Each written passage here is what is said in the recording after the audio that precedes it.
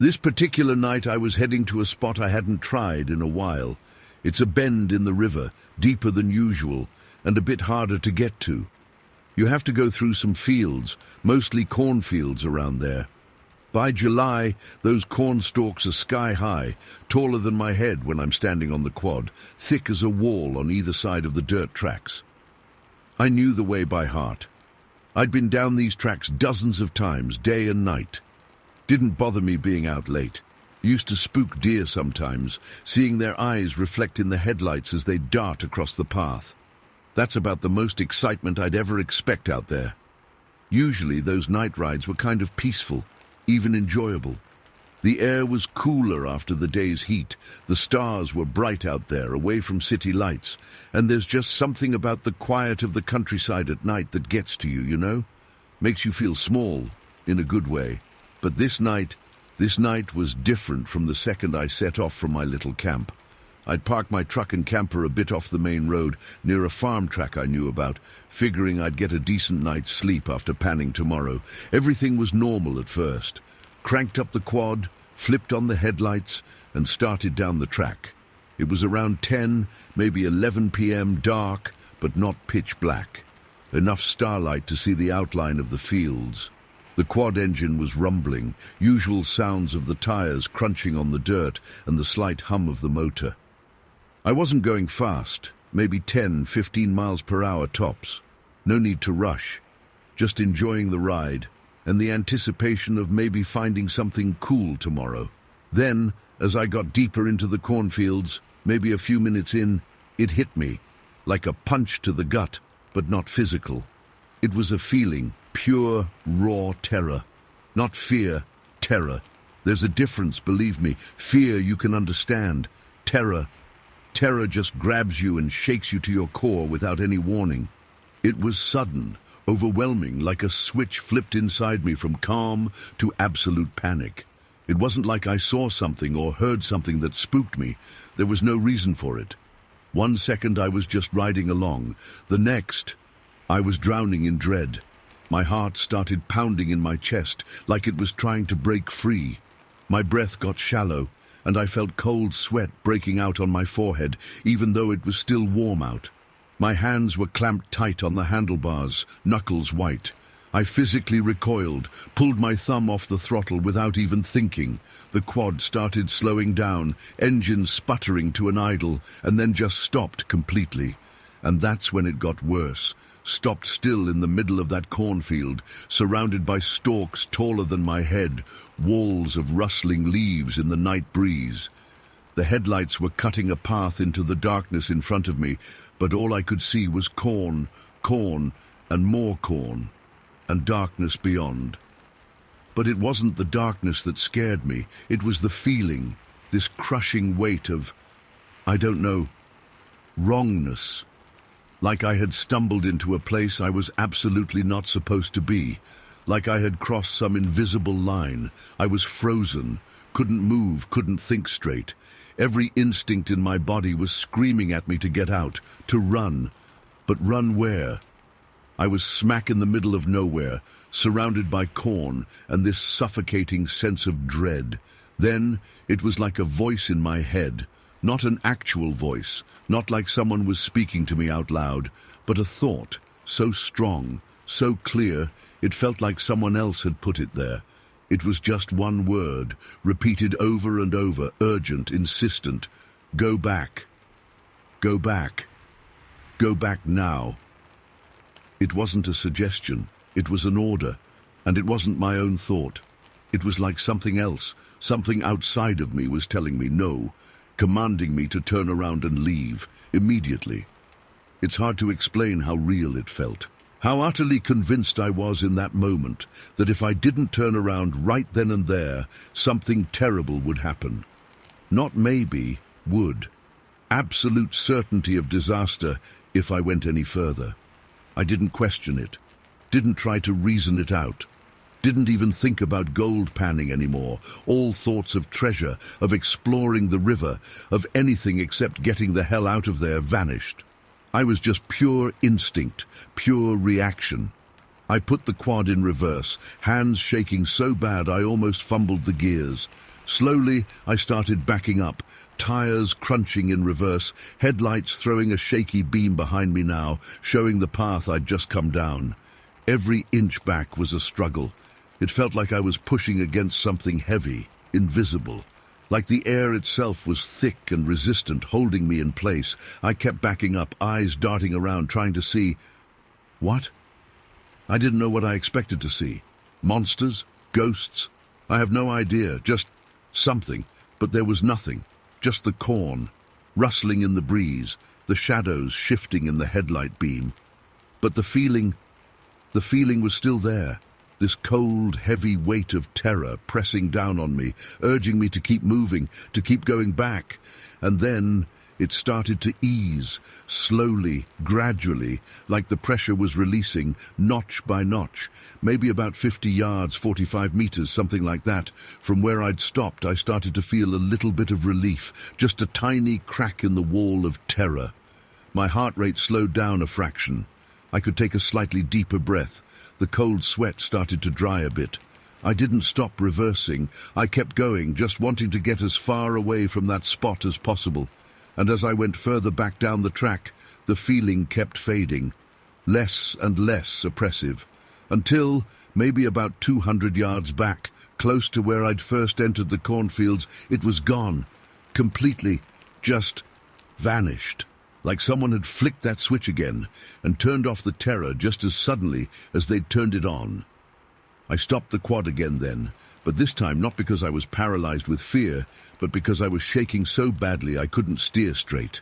I just sat there, engine idling, headlights still pointing back towards the fields I'd just fled from, breathing hard, trying to make sense of what had just happened. The normal night sounds came back to me. Crickets chirping, the rustle of leaves in the wind, far off the faint murmur of the river, the normal, peaceful sounds of the countryside night. Sounds that just minutes before had been drowned out by sheer, unreasoning panic. I sat there for a long time, I don't know how long, maybe 10, 15 minutes, just trying to calm down, to get my bearings, trying to figure out what the hell had just happened out there. Was it my imagination? Could I have just had some kind of panic attack? Maybe. But it felt so real, so directed. That voice in my head, so insistent, so specific. Go back. It didn't say, be careful, or there's danger ahead, or anything vague like that. Just go back. And the suddenness of it, the way it just grabbed me out of nowhere and then just let go, just as suddenly. Panic attacks I've heard of build up slowly and fade away gradually. This was like an on-off switch. Then another thought crept into my mind, a weirder one. I'd heard stories, you know, everyone has. Out in the countryside, in wilder areas, stories about things people see, things they hear, things they can't explain. Stories about Bigfoot, yeah, I know, sounds crazy. But this area, even though it's farmland, it's still got stretches of dense woods and river bottom that are pretty isolated. Plenty of room for, well, for things to be hidden. Could it have been Bigfoot? I know, sounds ridiculous even to me as I'm saying it. But what if? What if there was a family of them out there hunting deer in the cornfields that night, and they didn't want me there? Didn't want me to disturb them or their hunt? Maybe that feeling, that terror, maybe it was them, projecting something somehow, making me feel unwelcome, making me terrified enough to just turn around and leave. Maybe that voice wasn't a voice at all, but some kind of communication, a warning, a psychic shove in the other direction. Like I said, sounds nuts, but honestly, what else could it have been? I wasn't sick, I wasn't on drugs, I wasn't imagining things, not the feeling, not the terror. It was real. And it happened for a reason, I'm sure of it. Something stopped me going further down that track. Something told me to go back. When I finally got myself calmed down enough to move again, I turned the quad around and headed back to camp. Didn't even think about going to the river that night. Just wanted to get back to my camper, lock the doors, and try to sleep, even though I knew sleep wasn't going to come easy. The next day, I was still rattled, but curiosity, or maybe just plain stubbornness, got the better of me. I had to go back, had to see if there was anything at all to explain what had happened. So, the next morning, I went back out on the quad, same track, same time of day, around midday, in broad daylight. Sun shining, birds singing, cornfields looking perfectly normal, just fields of corn waving in the breeze. No terror, no dread, nothing like what I'd felt the night before. I rode all the way to the spot where I'd stopped, where the terror had hit me. I got off the quad, looked around. Corn stalks, dirt track. Nothing, absolutely nothing out of the ordinary. No footprints in the dirt, no broken branches, no weird smells, no sounds other than the normal daytime sounds of the countryside. I walked around a bit, pushed my way into the edge of the cornfield, just to see if there was anything hidden in there. Nothing, just rows and rows of corn. But I did feel something, a lingering sense of unease, like I was being watched. Like there were eyes on me, even though I couldn't see anyone, couldn't hear anything, just this prickling sensation on the back of my neck. That feeling you get when you know someone is looking at you, even if you can't see them. I didn't stay long. The feeling of being watched was too strong, too uncomfortable. I got back on the quad, turned around, and went back to my camp again.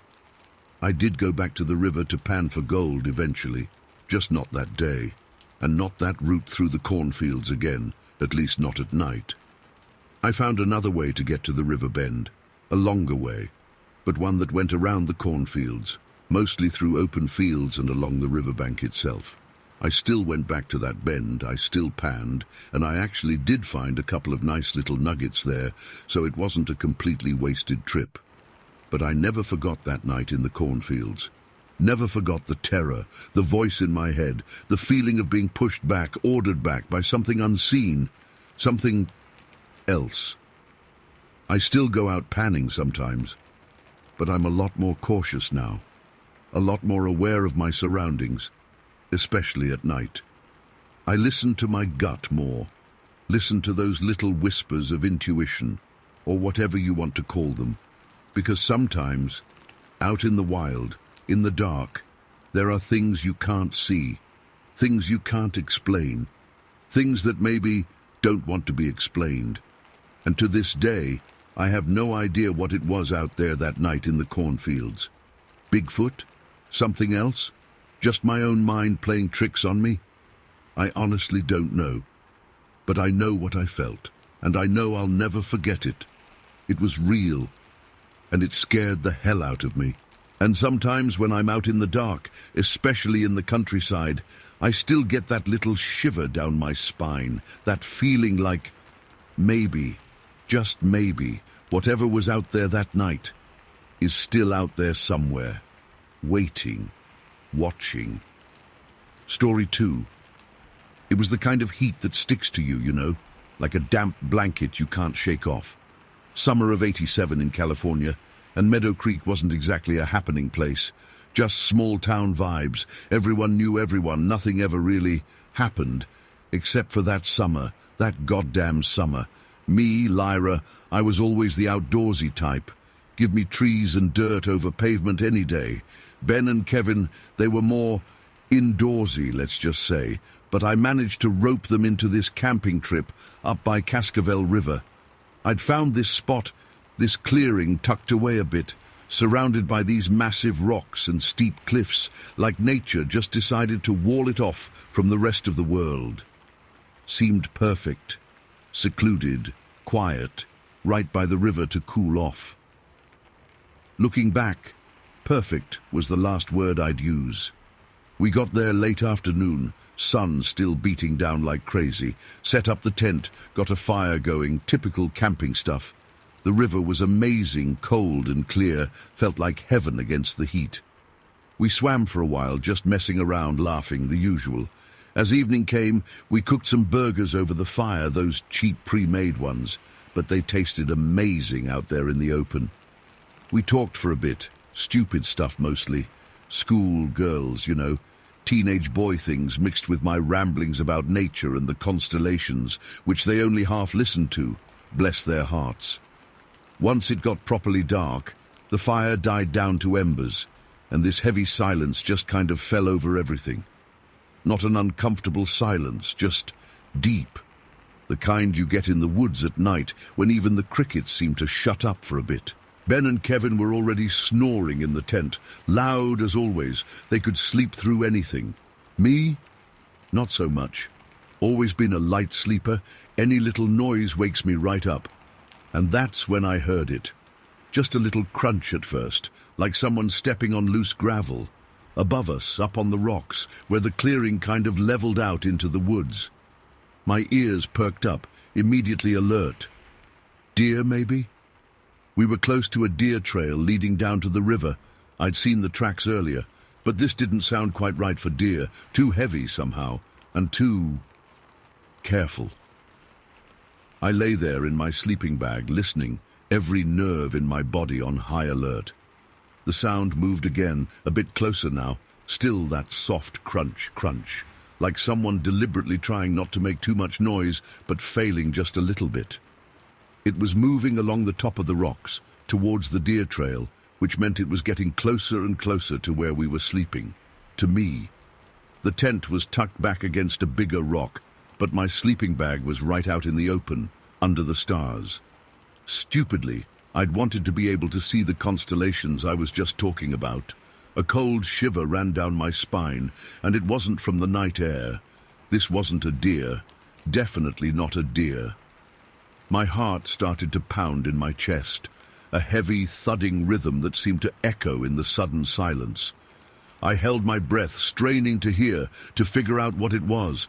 Another crunch. Closer now, definitely closer. And then a snap. A dry twig breaking under weight. Too heavy for a deer. Way too heavy. Terror, real cold terror, started creeping into my veins. I wanted to wake Ben, wake Kevin, but my throat felt like it had closed up. I tried to nudge Ben with my foot. He was right next to the tent wall, just inches from me, but he just mumbled and rolled over, snoring louder. Kevin was even further away, completely out of reach. I was alone, completely and utterly alone out there in the dark, with whatever was making those noises. The crunching stopped. Silence again. But now it was different. Not peaceful anymore, but thick, charged, like the air before lightning strikes. I could feel my own breath catching in my throat, feel the frantic beat of my heart against my ribs. I wanted to scream, to yell for Ben, but I was paralyzed. Fear had just gripped me so hard I couldn't move, couldn't speak, could barely breathe. And then the sounds started. Not crunching anymore, not just footsteps, something else.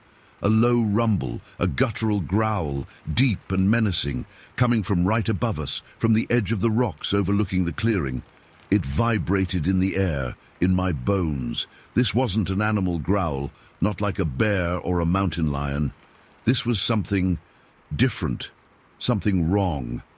The rumble deepened and then morphed into something even worse. Grunts.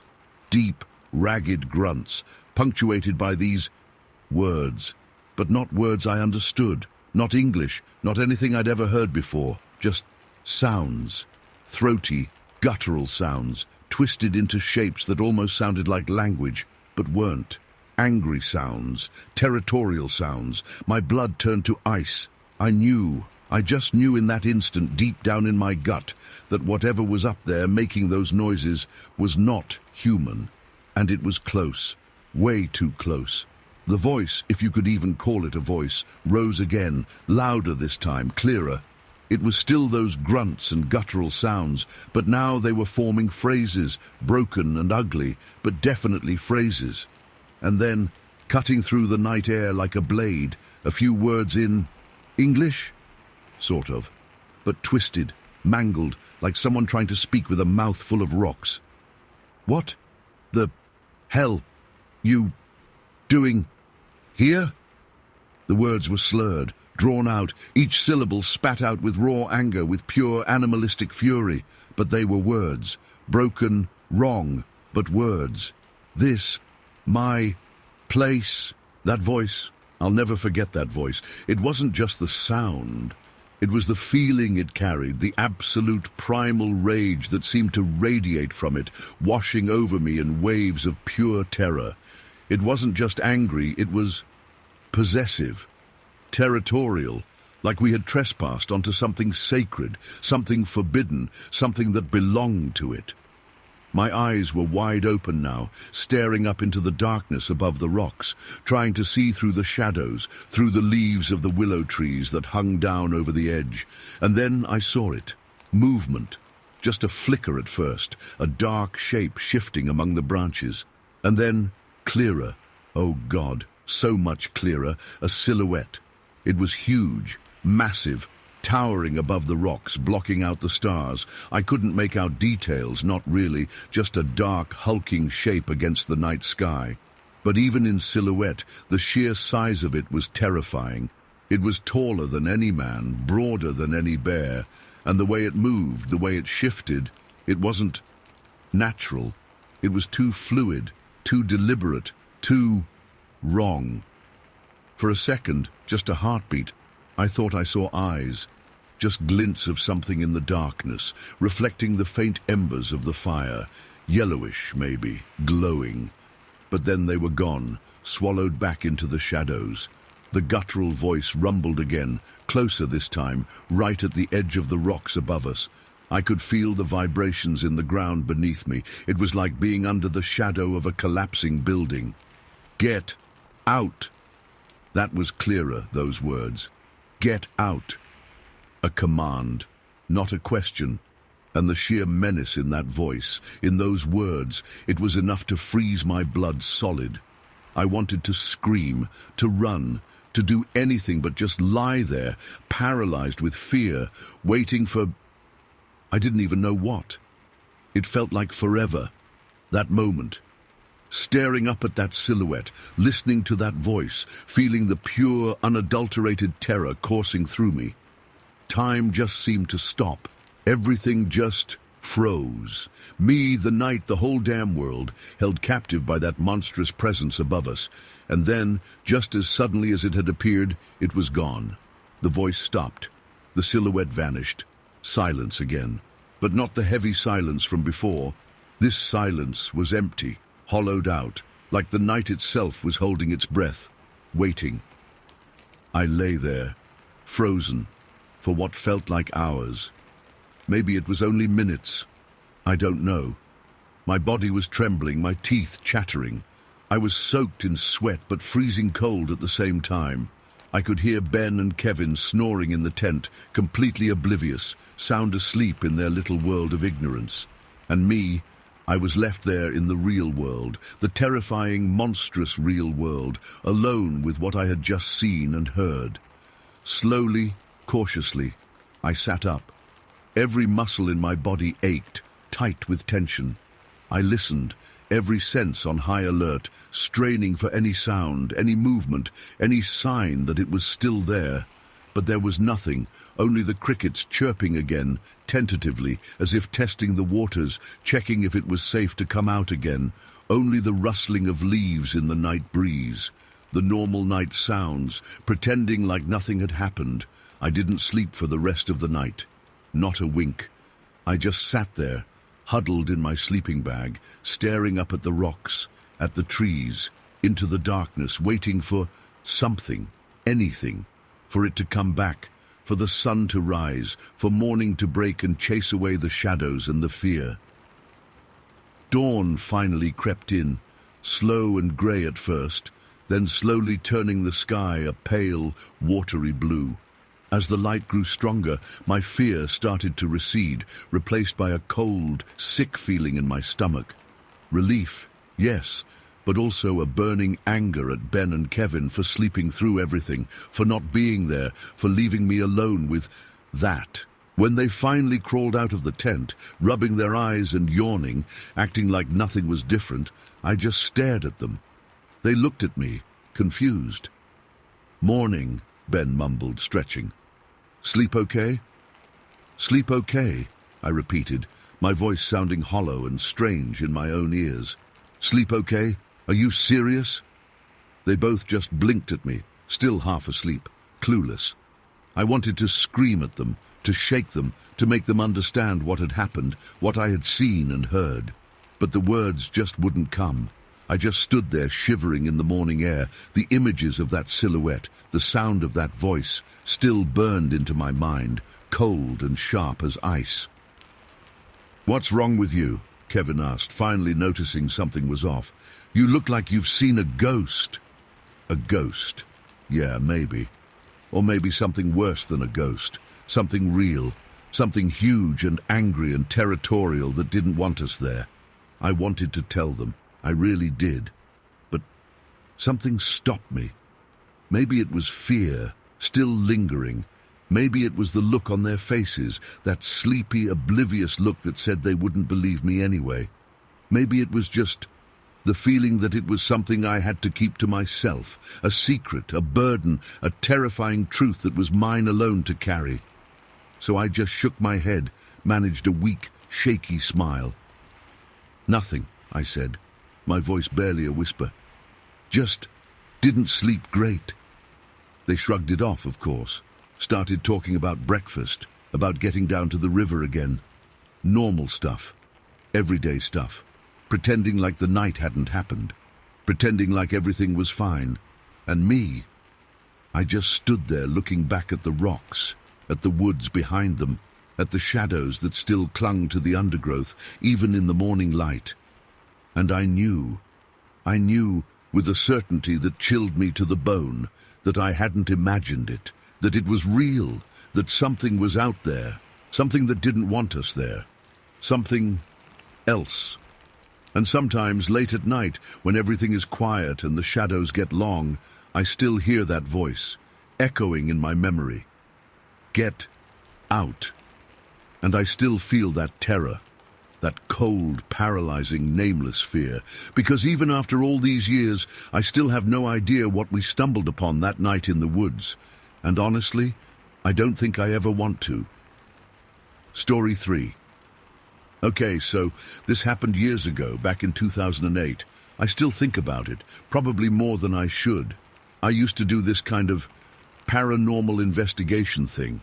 Yeah, I know how it sounds, but I was serious about it, tried to be as scientific as possible, you know? I wasn't chasing ghosts or anything, more interested in weird phenomena, stuff that didn't fit neatly into what we know. Anyway, that's background. It was July, real hot, California wildfire season. I was driving up Highway 101 heading north. I can still picture that day so clearly. The sky was just wrong.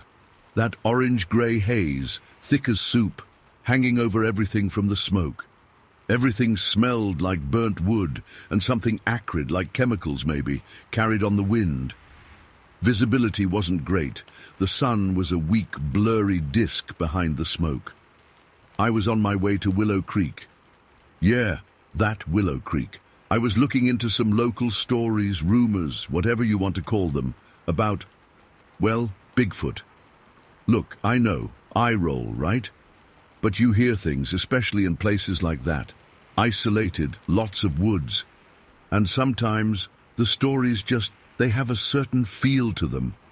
I wasn't going expecting to find Bigfoot waving from the roadside, but I was open to seeing if there was anything there, any kernel of something real behind all the folklore. The road was pretty empty, probably because of the fires. People were likely staying indoors. Air quality must have been terrible closer to the actual burns. I was driving slow, just taking it easy, enjoying the drive despite the weird, smoky atmosphere. Windows up, AC on, trying to filter out some of that crap from the air. And then it happened. Just like that. 1 minute I'm driving, next minute, I swear, it was like something exploded out of the trees on the side of the road. Not an explosion sound, but just that sudden, violent appearance. There was this break in the trees, this thick wall of green and brown on the side of the highway, and then, boom, something just burst out of it. My first thought, honest to God, was bear. California, woods, you know, bears. Except bears don't move like that. This thing, it just leapt.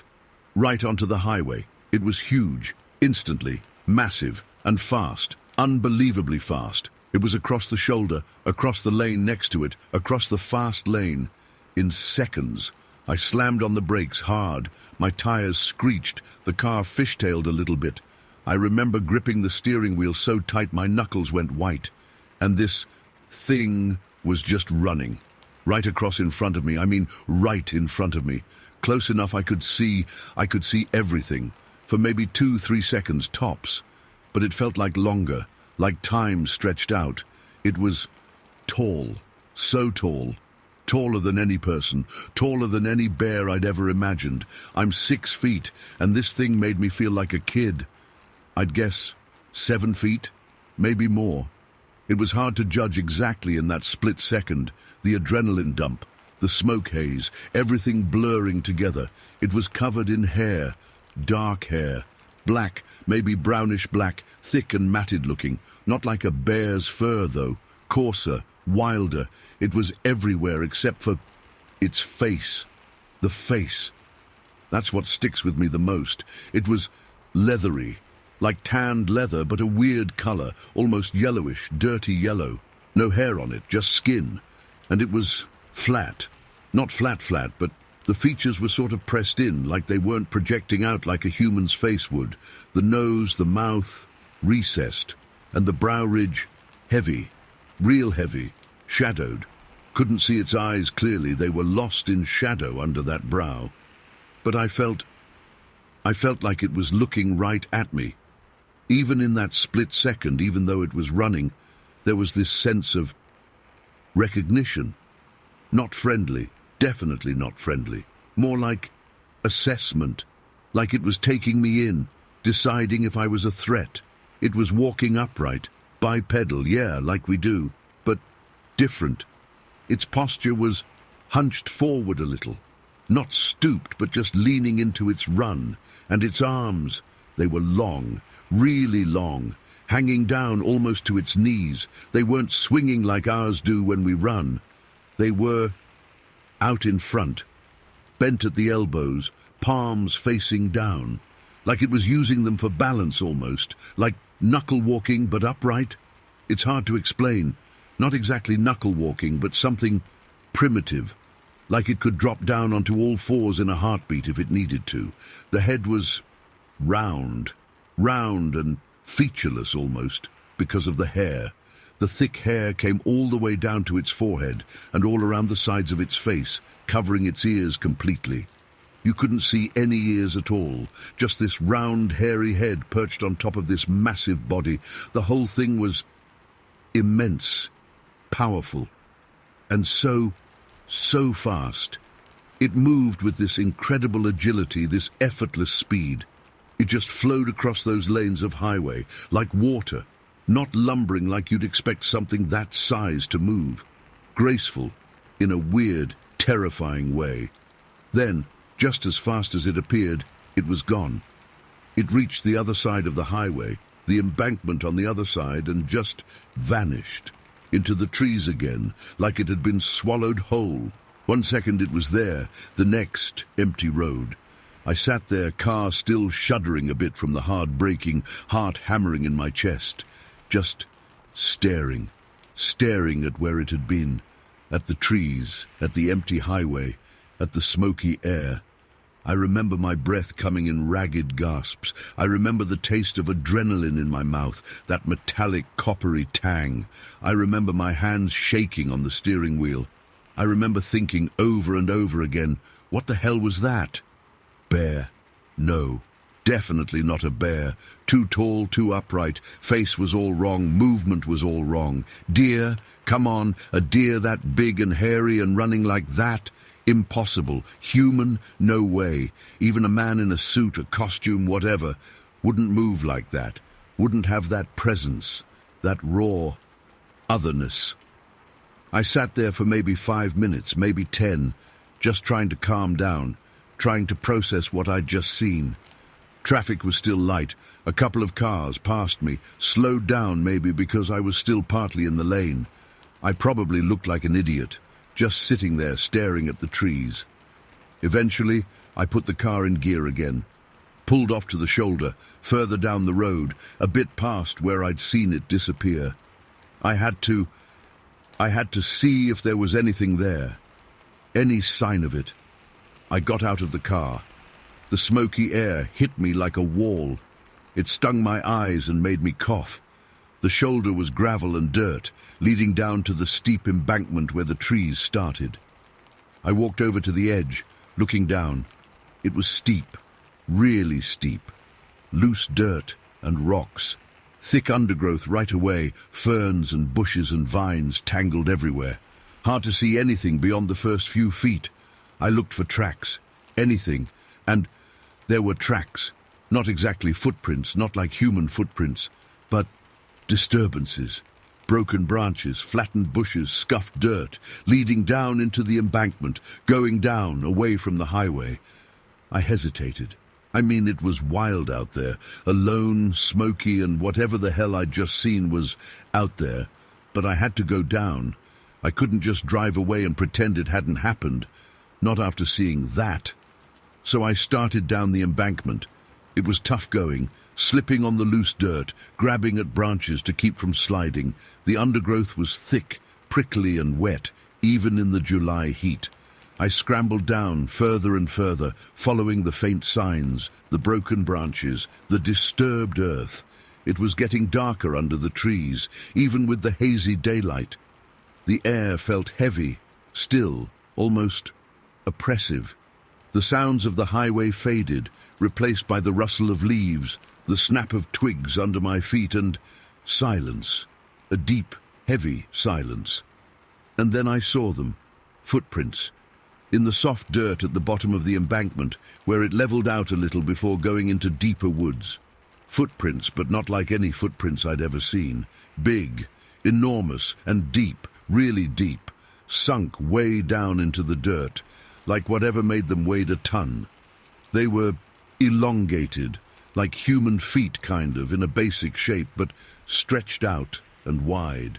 No real arch to them that I could see in the impression, just big, flat, monstrous feet, and 3 toes.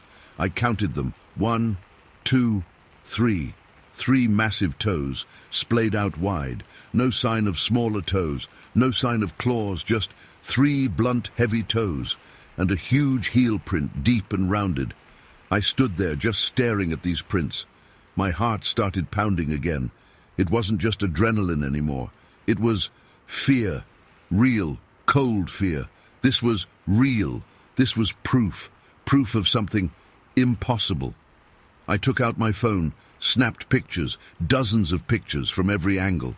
Then I took out the measuring tape I always kept in my kit, measured the prints, length, width, depth, documented everything, made notes in my little notebook, my hands still shaking so badly it was hard to write.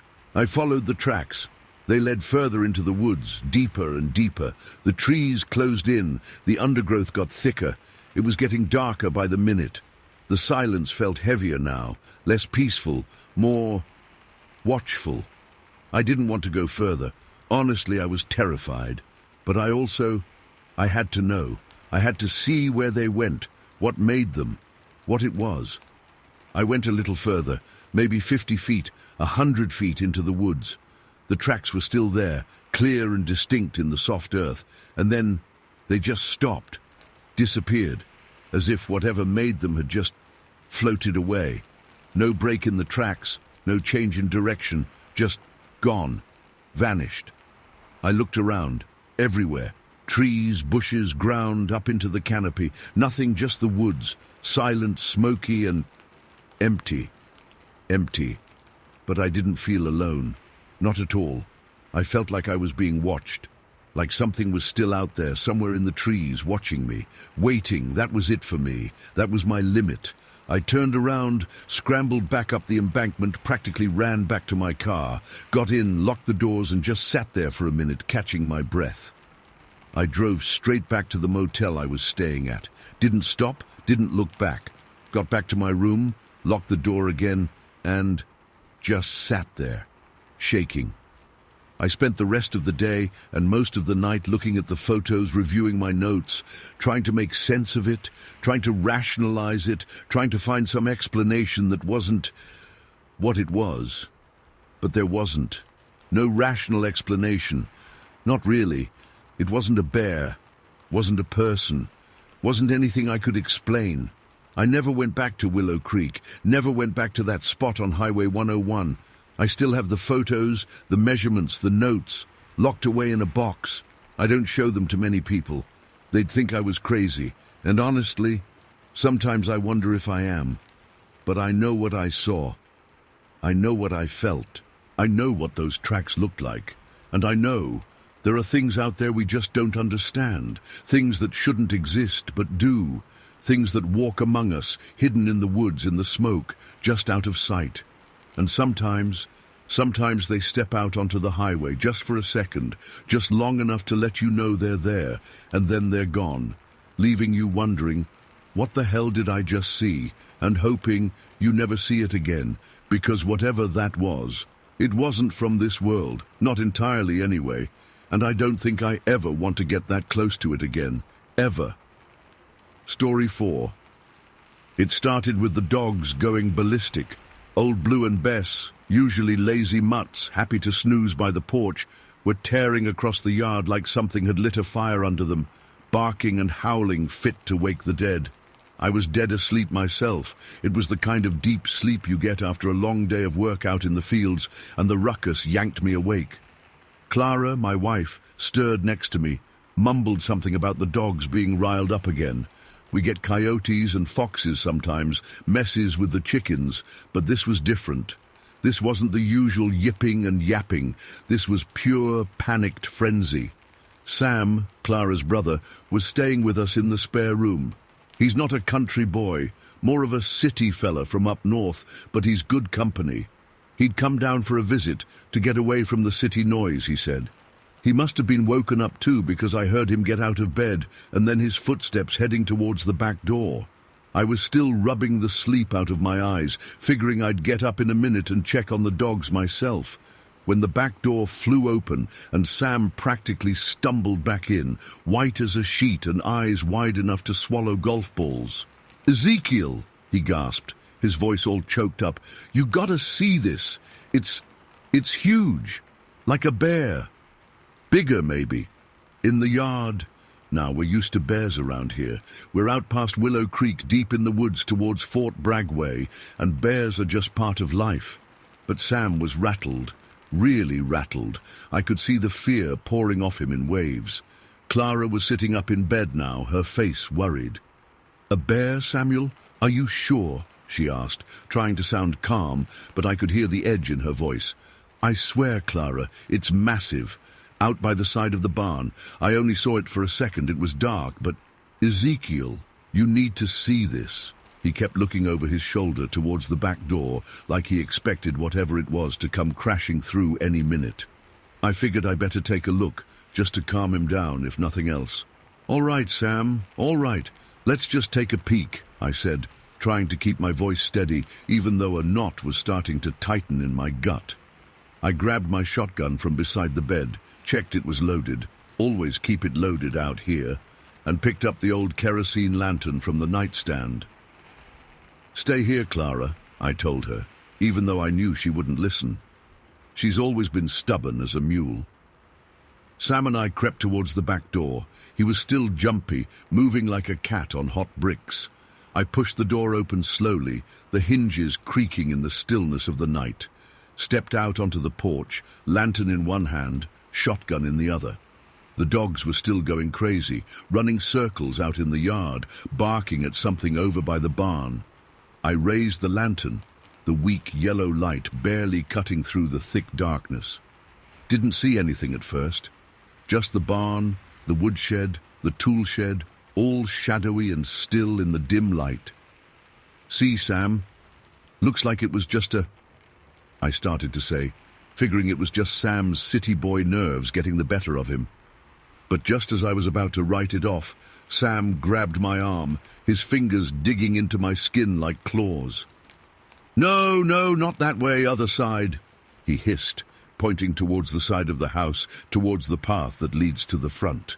Before I could even turn my head, Sam had darted off around the corner of the house, heading for the side door in the dining room. I hesitated for a second, confused, then followed him, more out of curiosity than any real fear. I figured if there was something dangerous, the dogs would be all over it, but they were still out back by the barn. I rounded the corner of the house, lantern held high, and that's when I saw it. Not at the side door like I expected, but just past it, over by the rose bushes Clara's so proud of, and Jesus Christ in heaven, it was big. Sam was already at the side door, fumbling with the latch. He'd been trying to get in from the outside, and he'd just come face to face with it right there by the window. He let out this choked yelp, like a rabbit caught in a snare, and stumbled back, tripping over his own feet and landing hard on his backside. He scrambled backwards on his hands and knees, bumping right into the side of the house, trying to get away. Clara, bless her heart, had followed us out, and was just opening the side door from the inside. She saw Sam scrambling backwards and this thing standing there in the shadows, and her eyes went wide, just like Sam's. The creature, because that's the only word for it, was just standing there, still as a statue, right in front of the window. It was tall, taller than any man I'd ever seen. I'm a big fella myself, over 6 foot, and this thing towered over me. Its shoulders were broad, massive, and it was hairy, covered in thick, dark hair all over. I couldn't see its face clearly in the dim light filtering through the dining room window, just a dark shape looming there. But I could see its body, from about the chest down, and it was wrong, just fundamentally wrong. Sam and Clara were both trying to slam the door shut, but something was stopping it. They were grunting with effort, pushing with all their might, but the door was only closing part way, jammed about a foot from the frame. I could hear them both struggling, their breath coming in ragged gasps. I finally snapped out of my shock. "Get back! Get away from the door!" I yelled at them, pushing past Clara to get to the door myself. I shoved her and Sam back towards the kitchen, my heart pounding in my chest like a drum gone mad. I leveled the shotgun, aiming it at the gap in the doorway, my finger tightening on the trigger. "Get out of here!" I roared at whatever was on the other side of the door, my voice trembling but trying to sound firm. For a split second, everything went silent. The dogs had even stopped barking, like they were holding their breath too. Then, just as I was about to pull the trigger, the pressure on the door released. Just let go. The door slammed shut with a loud bang, the force making the whole house shudder. Clara fumbled for the bolt, her hands shaking so bad she almost dropped it. Sam just stood there, pressed against the wall, staring at the door like it was going to explode. I stood there for a moment, shotgun still raised, listening. Nothing. Just the sound of my own ragged breathing and Clara's shaky sobs. "It's gone," I whispered, more to myself than to them. It let go and it's gone. Clara finally got the bolt locked and turned around to face me, tears streaming down her face. "What was that, Ezekiel? What in God's name was that?" she choked out, her voice thick with terror. Sam was still speechless, his eyes darting around the room, like he was still expecting it to burst through the walls. I lowered the shotgun slowly, my hand still shaking. I didn't know what to tell them. I'd lived in these woods my whole life, seen bears, mountain lions, bobcats, all sorts of creatures, but I'd never seen anything like that, never felt anything like that raw, primal fear. I don't know, Clara," I said, my voice hoarse. "I just don't know." We just stood there for a while, the three of us huddled together in the dining room, listening to the silence. It felt heavy, oppressive, like the air itself was thick with something unseen. Finally, I forced myself to move. "Stay here," I told them, my voice still shaky, but firmer now. "I'm going to check outside." Clara grabbed my arm, her grip like iron. "No, Ezekiel, don't go back out there. What if it's still—" "I have to, Clara. We can't just stand here in the dark not knowing. I'll be careful. I've got the shotgun." I pried her fingers off my arm gently. "Stay inside. Lock the door behind me." I reloaded the lantern with more kerosene, pumped it up to get the flame stronger, and unlocked the side door again, my hand trembling. Stepped back out into the night, shotgun held ready. The dogs were quiet now, whimpering softly from somewhere out back. The yard was empty, just darkness and shadows. I held the lantern high, sweeping the light around, searching for any sign of it. Nothing. Just the dew-covered grass and the sleeping trees. I walked slowly towards the rose bushes, where I'd seen it standing, nothing disturbed. The roses looked pale and ghostly in the lantern light, their thorns sharp and still. I circled the house, my heart pounding with every rustle of leaves, every snap of a twig. Checked the barn, the woodshed, the chicken coop. Nothing. No sign of forced entry, no tracks in the mud, nothing out of place except for the lingering scent. A smell that hit me then, faint but unmistakable. It was musky, like a wild animal, but also something else, something foul, almost rotten, mixed in with it. It made my stomach churn. I went back to the side door, where Sam and Clara were waiting for me, their faces pale in the dim light from inside. "Nothing," I said, shaking my head. "It's gone, but I smelled something awful." We went back inside, locking every door and window, even though it felt pointless. What good were locks and bolts against something like that? We sat in the kitchen, huddled around the table, not saying much. Clara made us some coffee, but even the strong, bitter smell couldn't cut through the lingering fear that hung in the air. Sam was the first one to break the silence, his voice still trembling. It had a flat nose," he said, his eyes wide and staring into the middle distance, and small eyes, dark eyes, and its skin, it looked rough. Dark, rough skin. He shuddered. And the smell. God, that smell. Clara nodded slowly, her face grim. I saw the hair. So much hair. All over. I thought about what I'd seen, or rather what I'd glimpsed of it in the shadows by the window, just from the chest down, because the window was too low to see higher up. But even just that much, it was immense. I'd say it was close to 8 feet tall, I said, my voice low, covered in hair, thick, dark hair, everywhere. We sat there in silence again, sipping our coffee, the first streaks of dawn just starting to paint the eastern sky. Neither of us said the word bear, because it wasn't a bear. We all knew that deep down. Bears are big and strong, but they're still animals. This thing, it felt different, older, something else. As the sun rose higher, chasing away the darkness and the shadows, the fear didn't exactly vanish, but it dulled, became less sharp. We started to talk about it more rationally, trying to make sense of what we'd seen. Maybe it was a bear after all, a really big one, and Sam had just panicked. Maybe it was some kind of wild man living out in the woods.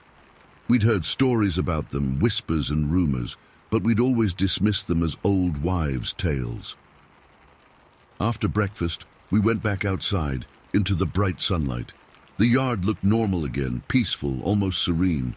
The dogs were back to their usual lazy selves, basking in the sun on the porch. But then Sam pointed to something by the side door. "Look," he said, his voice hushed. There, in the soft earth near the doorway, was a print, a handprint.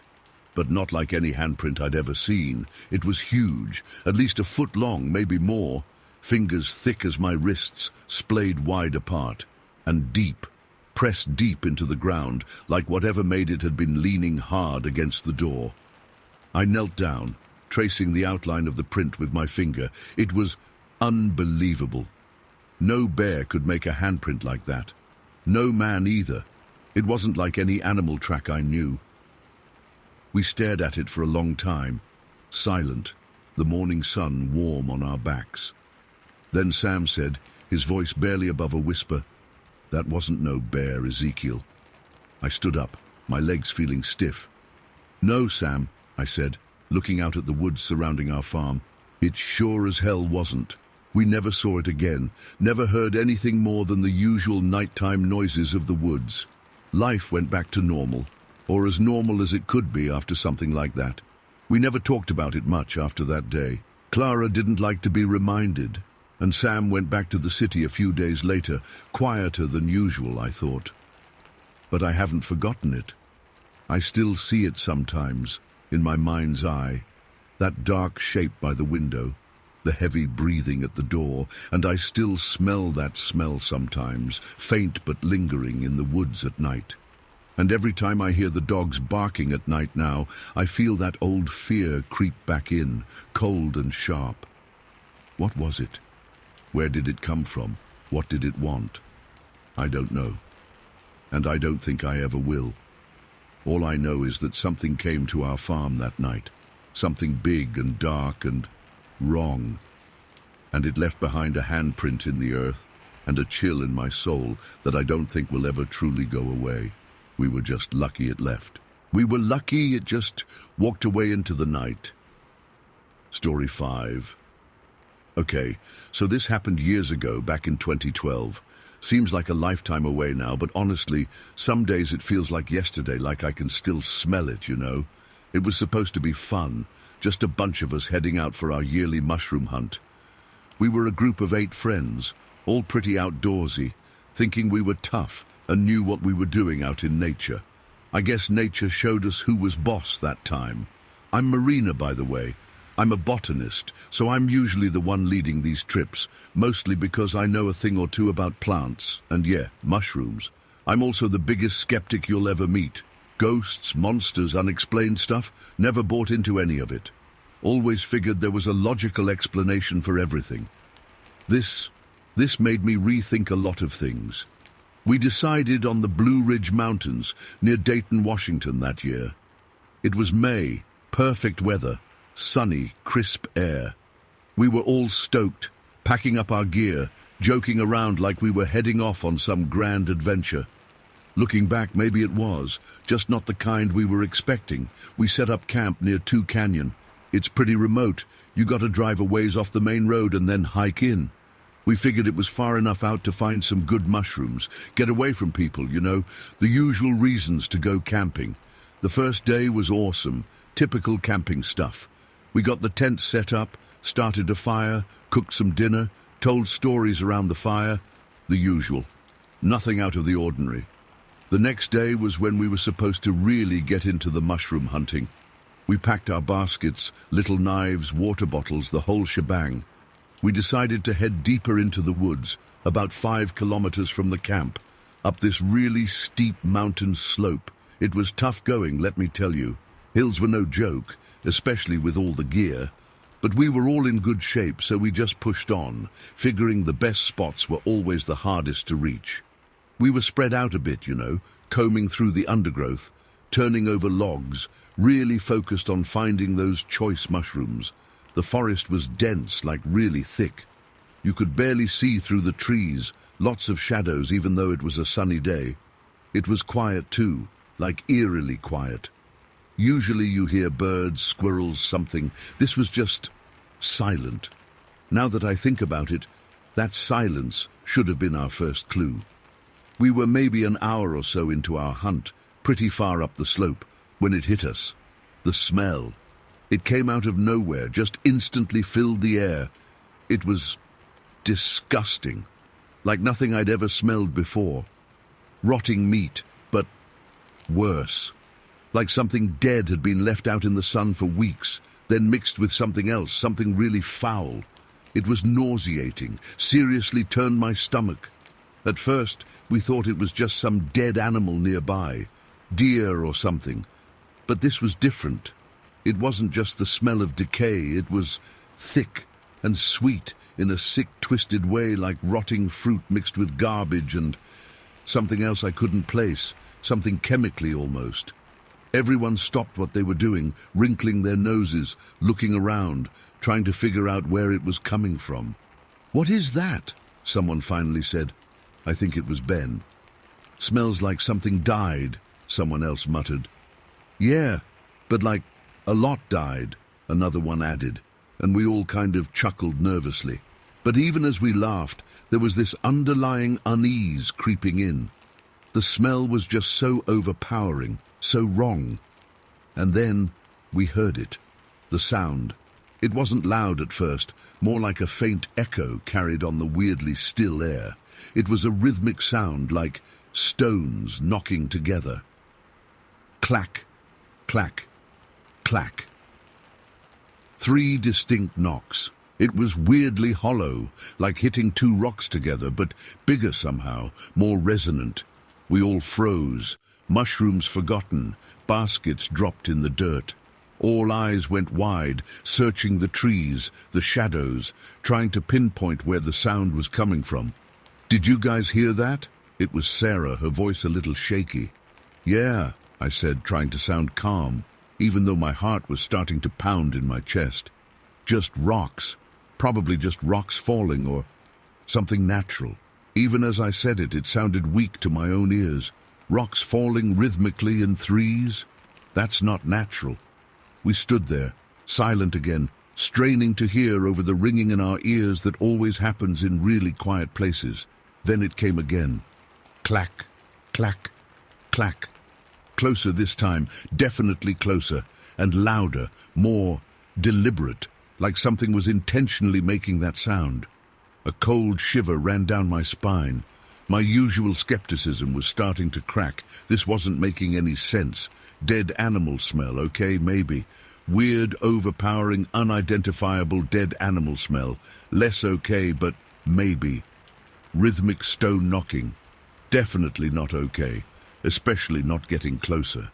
"Okay, this is weird," I said, finally admitting it out loud. Let's just head back to camp.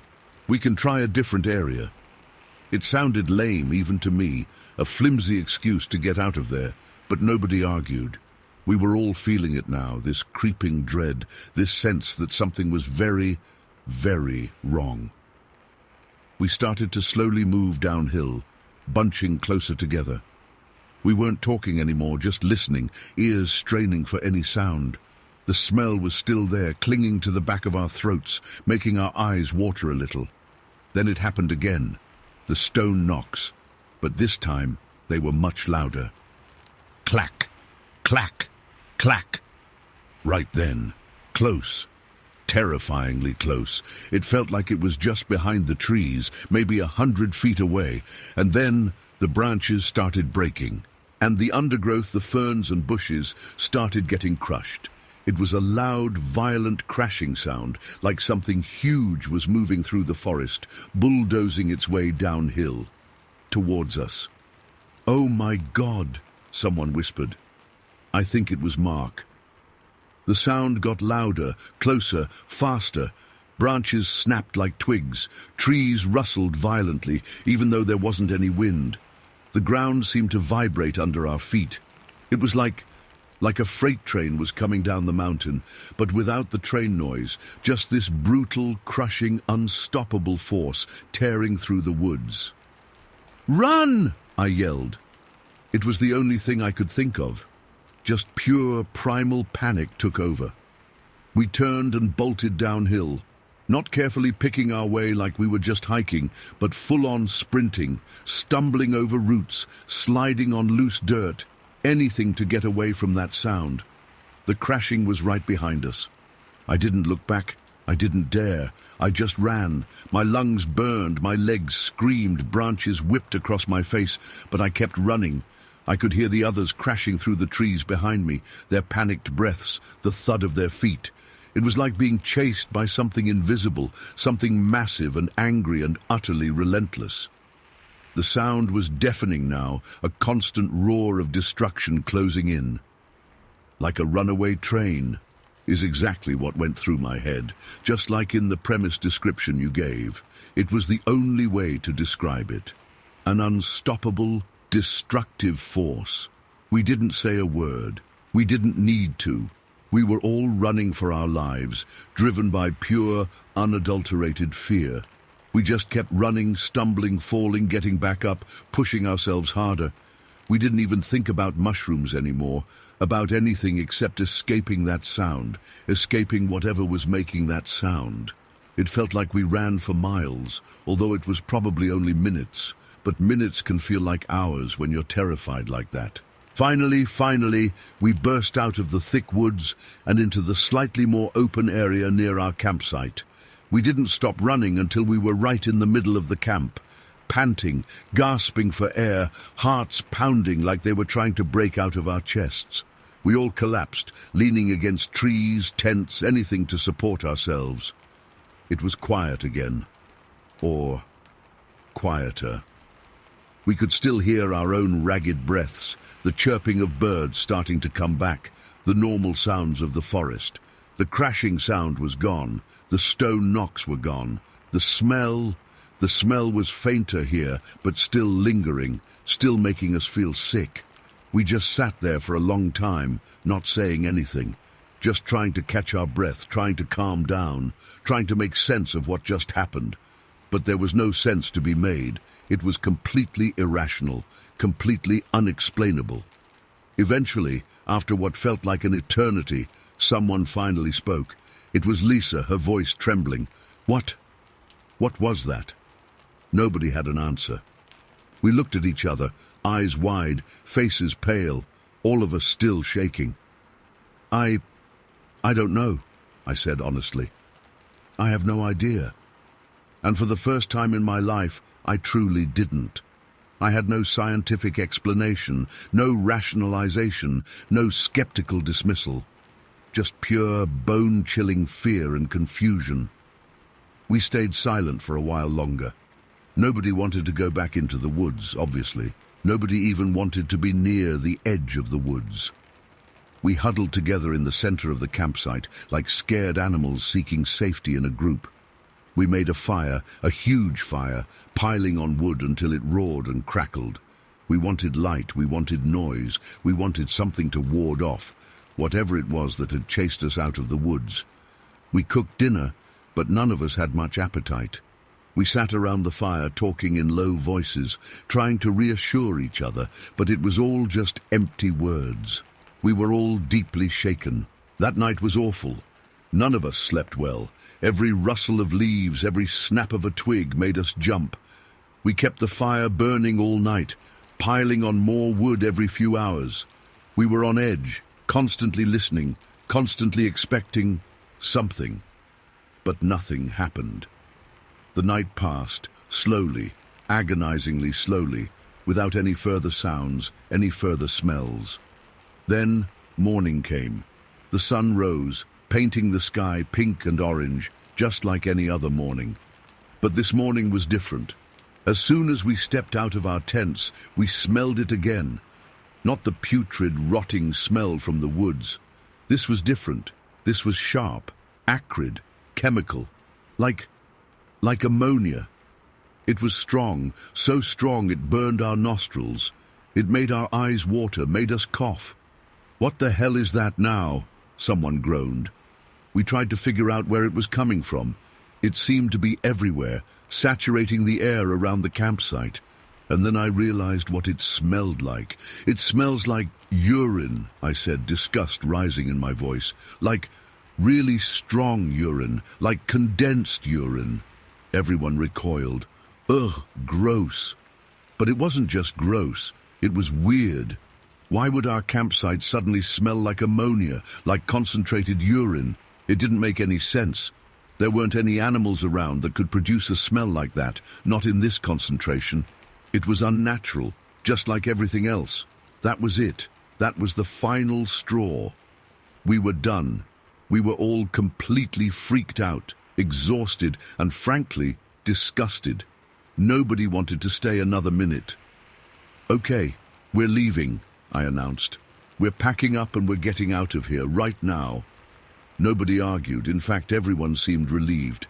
We broke camp faster than we'd ever broken camp before, stuffing tents haphazardly into bags, throwing gear into cars, barely even looking around. We just wanted to get away. We drove back to town in silence, each of us lost in our own thoughts, our own fear, our own confusion. We never talked about it much after that. It was like a shared trauma, something too weird, too unsettling to dissect. We just buried it, pushed it down, tried to forget it. We never went back to the Blue Ridge Mountains, Never went back mushroom hunting there or anywhere near there.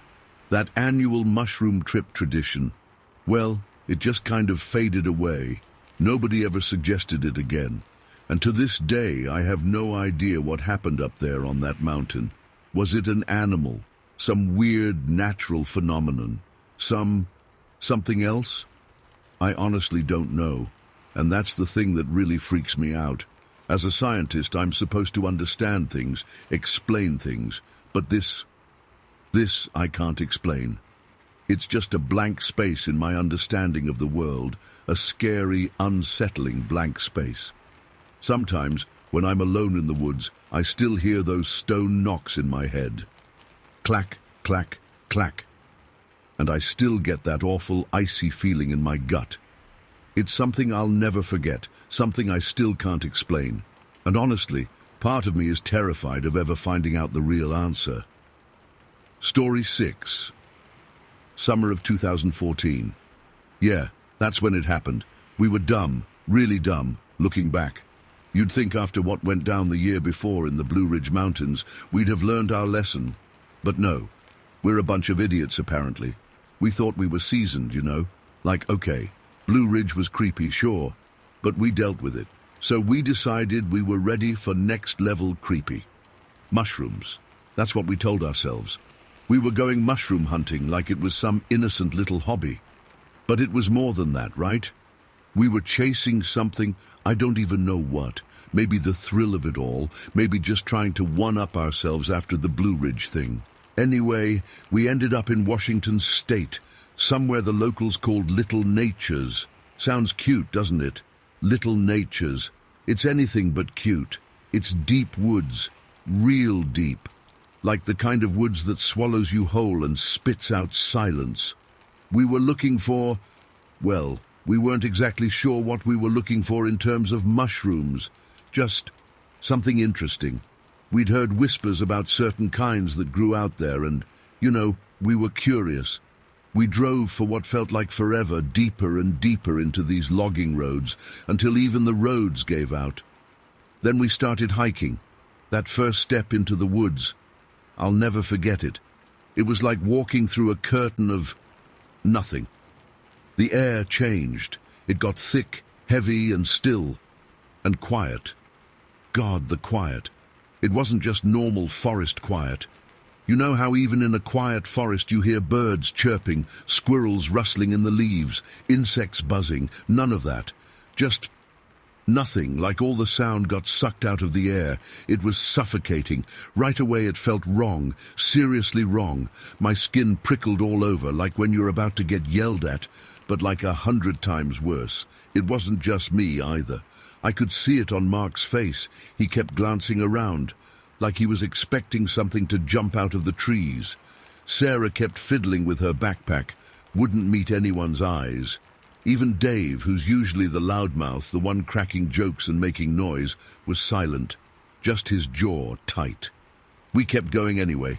Stupid, stupid, stupid. We should have turned back right then and there. But we told ourselves it was just the deep woods, that our nerves were just on edge after last year, that we were being paranoid. Yeah, right. Paranoid about a place that felt like it was actively rejecting our presence. About half an hour in, Mark pulled out his GPS. He was navigating, making sure we were heading in the right direction to get deeper in, but also keep a general sense of where we were. He frowned, looked down at the screen, then back up at the trees, then back at the screen. "This is messed up," he said, his voice low. "Says we're heading east." "East? No way," Dave said, looking around. "We've been walking west, haven't we?" I was sure we had been walking west. We'd been following the sun, which was filtering weakly through the thick canopy. It felt like we were going west. Mark tilted the GPS, fiddled with the buttons. "Nope, definitely says east. And, hold on, signals jumping all over the place. Accuracy is shot to hell. Says we're moving like 80 miles an hour, standing still." He showed us the screen. The little arrow that was supposed to show our direction was spinning around in circles, the coordinates jumping and flickering. Maybe it's just the trees, Sarah said, her voice still quiet but a little shaky now. Dense canopy, messing with the signal. Maybe, Mark said, but he didn't sound convinced. And neither was I. We were deep, yeah, but GPS usually works, at least somewhat, even in dense woods. This was more than just a weak signal, this was broken. We kept walking. We had that feeling you get in a nightmare, where you know you should stop, you know something is terribly wrong, but you just can't seem to turn around. Like something is pushing you forward or pulling you or just paralyzing you from doing the smart thing. Then we heard the birds. Well, birds isn't really right. They sounded like birds, but wrong, distorted. Like someone trying to imitate bird calls, but they'd never actually heard birds before, only read about them in a book. These calls were harsh, guttural, and too loud for the kind of birds you'd expect in woods like this. They echoed through the trees, bouncing around, making it impossible to tell where they were coming from. They didn't sound like any bird I'd ever heard. And then the cracking, branches snapping behind us, not like the normal snapping you hear in the woods, the kind made by wind or animals moving around. These were heavier snaps, closer together, like footsteps. Someone or something walking behind us, trying to be quiet but not quite succeeding. We stopped. We all stopped dead in our tracks, hearts pounding, listening. Silence again, except for our own ragged breathing and the blood rushing in my ears. The weird bird calls had stopped too, just that unnatural, suffocating silence. "Did you hear that?" Sarah whispered, her eyes wide. "Yeah," Dave said, his voice barely audible. "Branches, something behind us." Mark's hand went to the small knife he always carried on his belt. I wished I'd brought something, anything to defend myself with. All I had was a water bottle and a bag of trail mix. Great. We started walking again, faster this time. Not quite running, but a fast, tense walk, our heads swiveling, scanning the trees. The snapping started again, further back now, but still there, still following us. Then Dave stopped again, pointing through the trees, ahead and to the side. "There, did you see that?" I squinted, trying to see what he was pointing at. The woods were dense, shadows everywhere. But then I saw it, a flicker of movement, dark and small, behind a thick tree trunk. Something moved quickly, darting from one tree to another, just a glimpse each time, a flash of darkness. "What the hell is that?" I whispered. "I don't know," Dave said, his voice tight with fear. "But it's small, like kid-sized small." It was hard to get a good look. It moved so fast, always staying behind the trees. But I saw it too, that quick flash of something dark and low to the ground, moving with impossible speed and silence. Too fast for a person, too low to the ground for a deer. "Okay, this is getting seriously creepy," Sarah said, her voice trembling now. "Maybe we should just go." Go. Yes, finally. The sane thought, the only thought. Get the hell out of these woods. But Dave had to be Dave. He was always the tough guy, the one who had to prove he wasn't scared. He reached into his backpack and pulled out a gun. I swear I'd forgotten he even had it. He carried it sometimes when we went hiking in remote areas, just in case, he'd say. I always thought it was overkill. Now I wasn't so sure. "What are you doing?" Mark said, his voice shocked. "Scaring it off," Dave said, his hand shaking slightly as he raised the gun. "Whatever the hell it is." "Are you crazy?" I said. "You can't just shoot." "I'm not going to shoot it," Dave said, but he didn't sound too convincing. "Just a warning shot. Scare it away." Before anyone could stop him, he fired. Twice. Boom! Boom! The sound ripped through the silent woods, deafening, echoing off the trees, shattering that awful quiet. The recoil jerked his arm, and the smell of gunpowder filled the air. We all jumped, startled, even though we knew it was coming. The echoes of the gunshots seemed to hang in the air, slowly fading, leaving a ringing silence behind.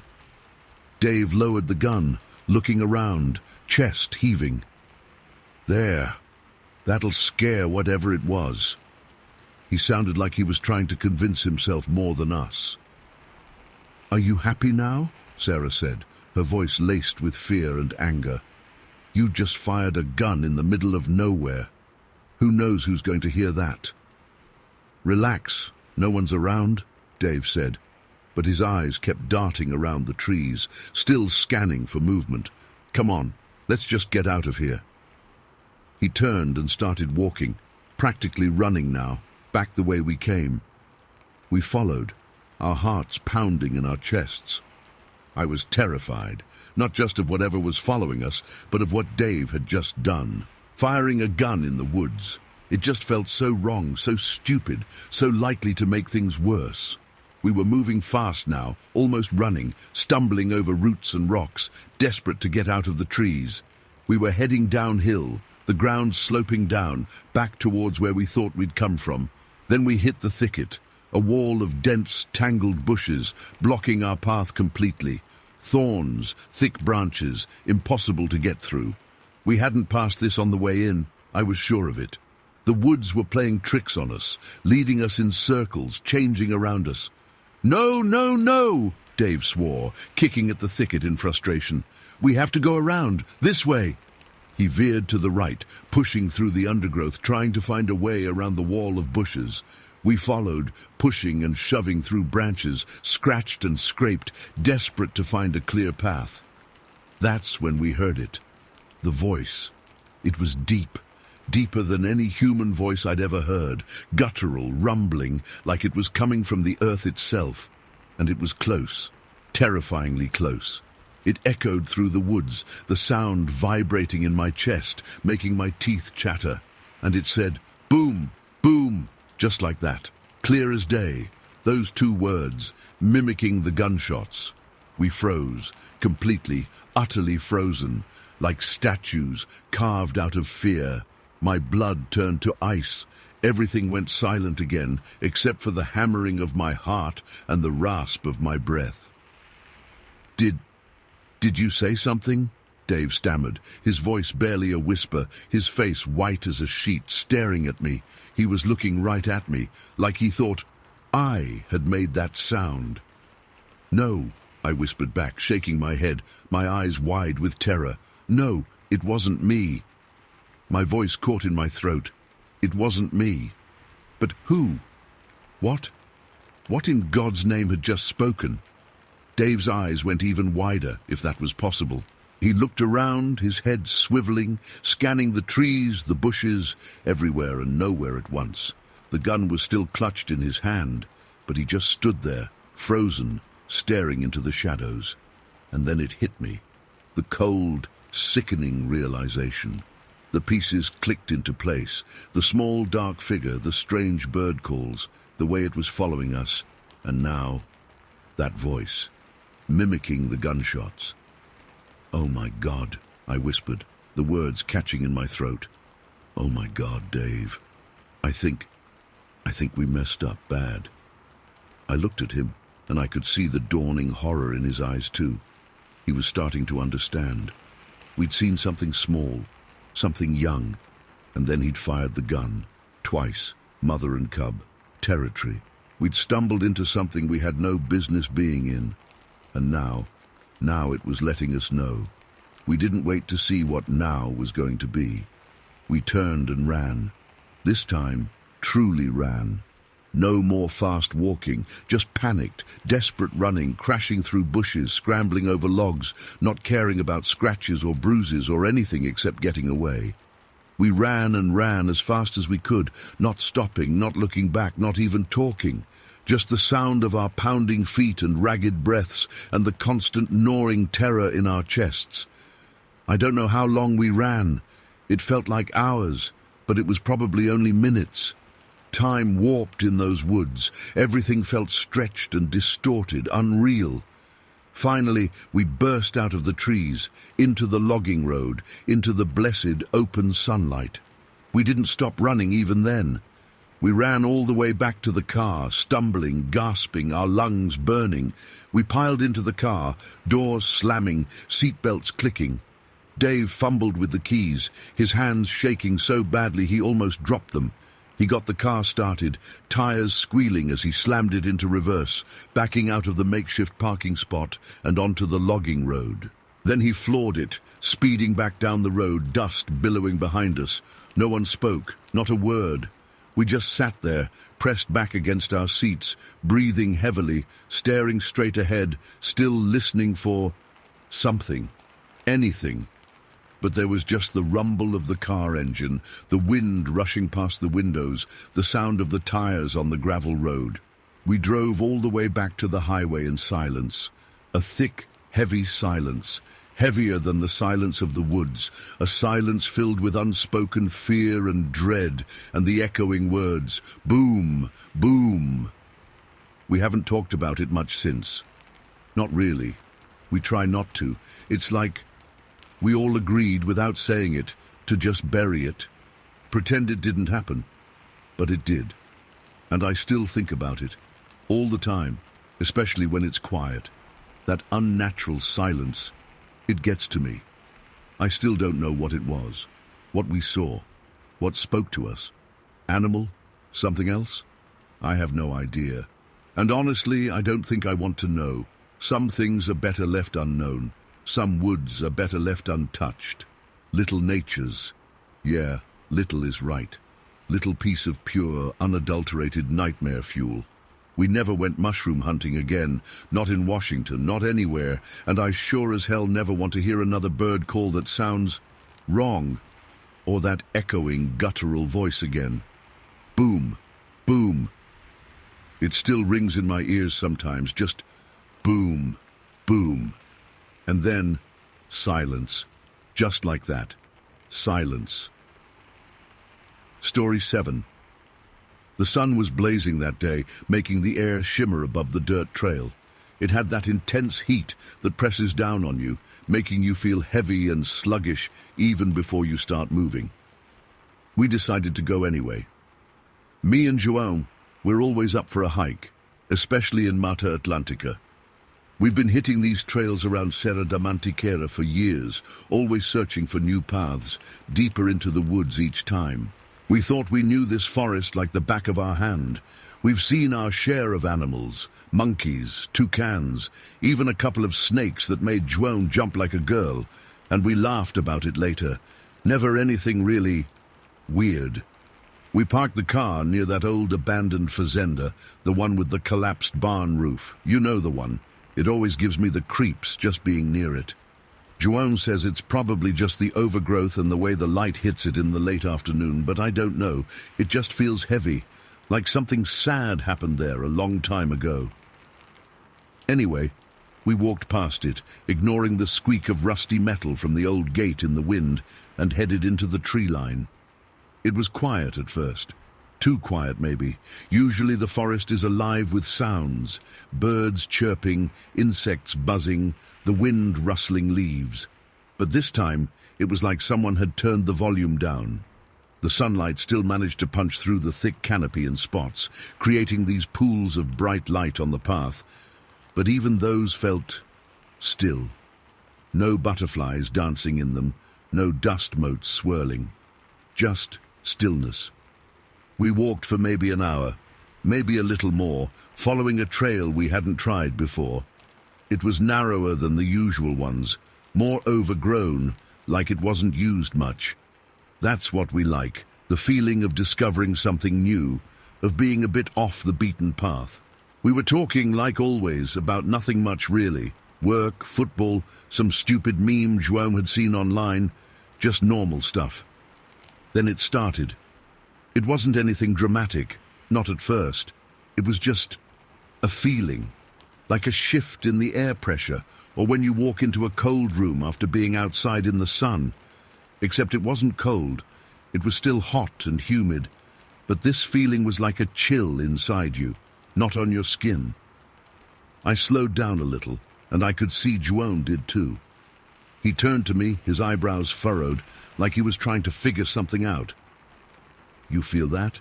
he asked, his voice quieter than usual, almost like he didn't want to break the silence.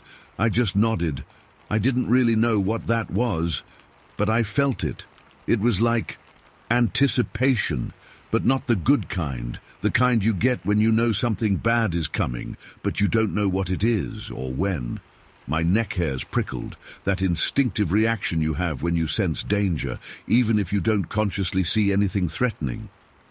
Joanne touched the back of his neck too, and I knew he felt it just as strongly. We stopped walking, just stood there in the middle of the trail, listening. The silence was even heavier now, pressing in on us. No birds, no insects, no wind, just silence. And then, boom! It wasn't like thunder, not exactly. It was deeper, more resonant, like something huge had just collapsed. Imagine the sound of a giant tree, a really ancient, massive tree being ripped from the ground, roots tearing, trunk splitting, and then slamming down to the earth. That kind of force, that kind of impact. The ground almost vibrated under our feet. We both jumped, startled out of our skins. My heart started hammering in my chest, adrenaline flooded my veins. I spun around, looking wildly into the trees, trying to see what had fallen, what had caused that sound. Joanne was doing the same, his eyes wide and darting around. "What the hell was that?" he whispered, his voice strained. "I don't know," I said, my voice barely audible. "Sounded like a tree." "But bigger," Joanne said, still looking around nervously. "Way bigger than any tree I've ever heard fall." We stood there for a minute, maybe two, just breathing hard, listening again. But now, the normal forest sounds were starting to creep back in, tentative at first, then louder, as if whatever had caused the disturbance was gone. A bird chirped, then another, and soon the forest seemed to be coming back to life, slowly, cautiously. "Maybe we should head back?" I suggested, even though I felt stupid saying it. We're not usually ones to get spooked easily, but that sound and that feeling, it had shaken me. Deeply. Joanne hesitated. He looked back down the trail we'd come from, then back at the way ahead, deeper into the forest. I could see he was weighing it up, the explorer in him wanting to know what had happened, but the survival instinct kicking in too. "Yeah," he said finally, nodding slowly. "Yeah, let's go back. It doesn't feel right anymore." We turned around and started walking back the way we came, but the mood had completely changed. The easygoing chatter was gone, replaced by a tense silence. Every snap of a twig, every rustle in the leaves made us jump.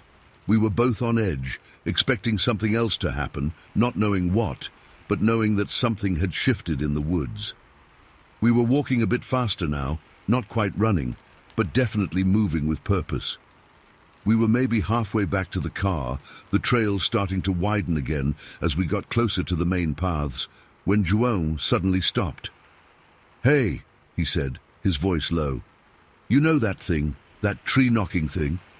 I frowned. "Tree-knocking? What are you talking about?" "You know Bigfoot guys?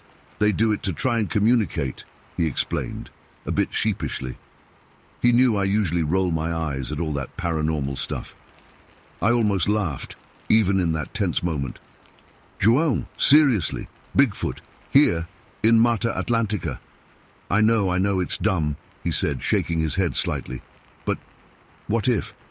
What if that sound, the crash, what if it was something else? Something we don't understand?" He picked up a fallen branch from the side of the trail. It was about arm's length, thick enough to make a decent sound. He looked at me, a weird mix of nervousness and excitement in his eyes.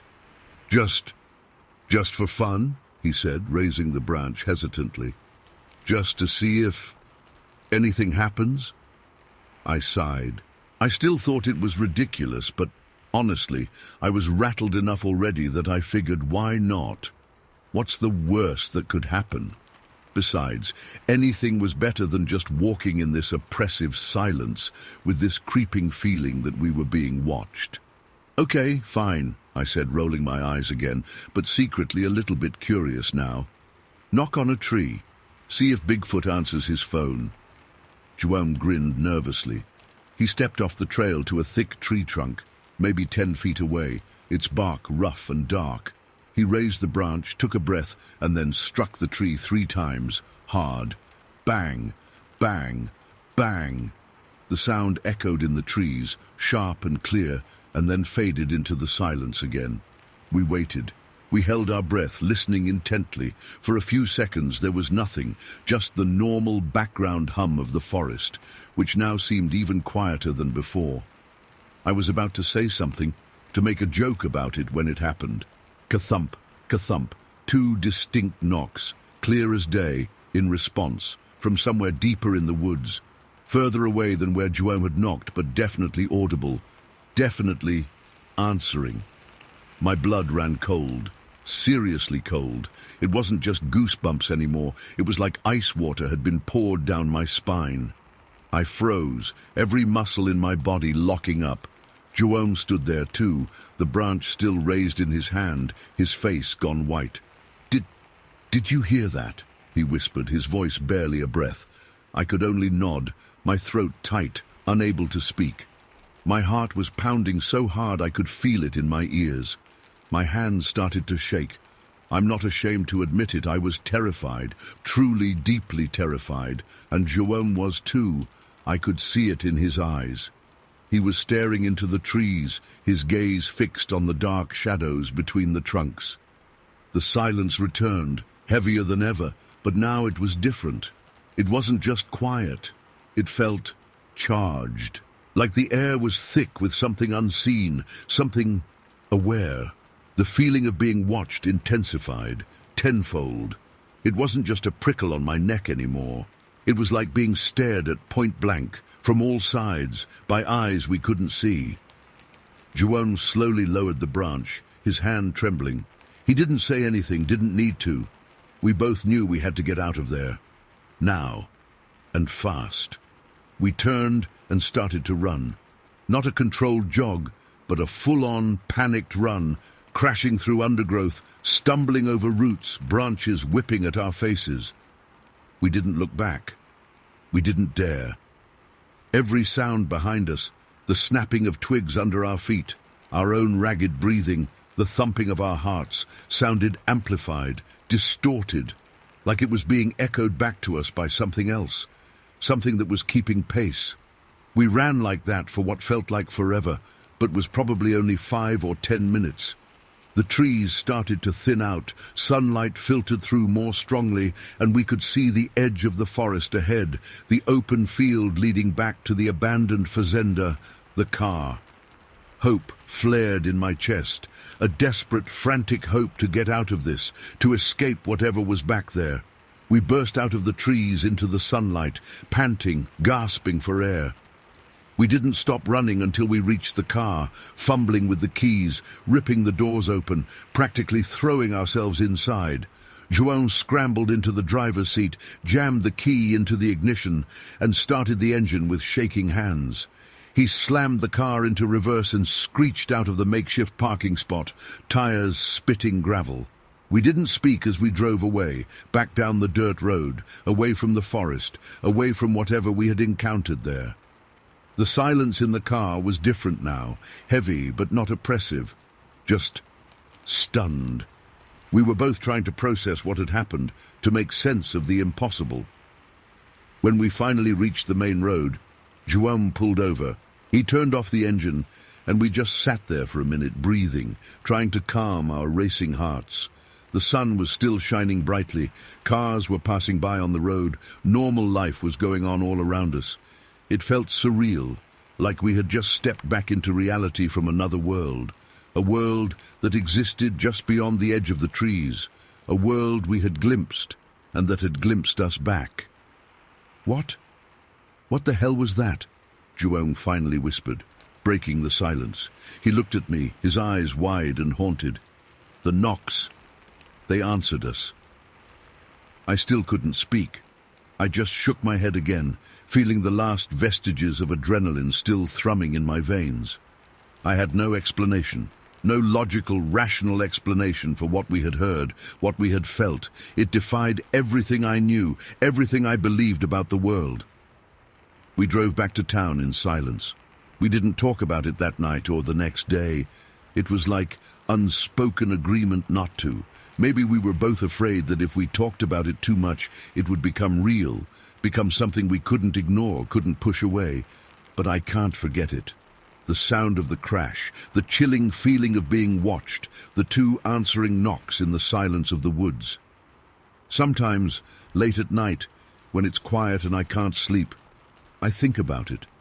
I think about what was out there, in the shadows of those trees, what we might have stumbled upon, and I feel that cold dread creeping up my spine again. We haven't been back to that trail since, and I don't think we ever will. Some paths, some parts of the forest. Maybe they're best left unexplored. Some silences are best left unbroken, because sometimes, when you try to peek behind the curtain, you might just find something looking back at you, and you might not like what it is. I still don't know what to make of it, and honestly, part of me doesn't want to know. Some mysteries, they're just better left as mysteries, right?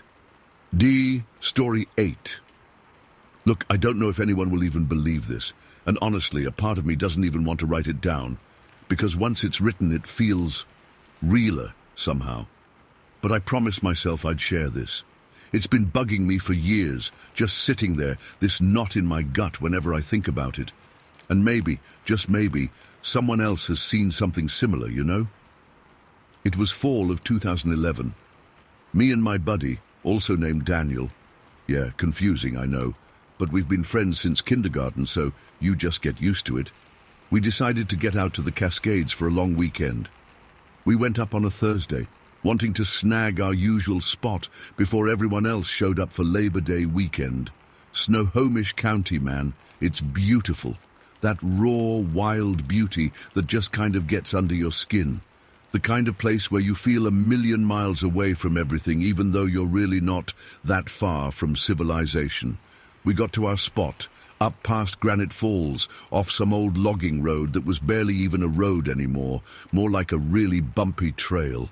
Set up camp the whole 9 yards, tent pitched, fire pit cleared, all that stuff. Then you know the important stuff starts, getting firewood.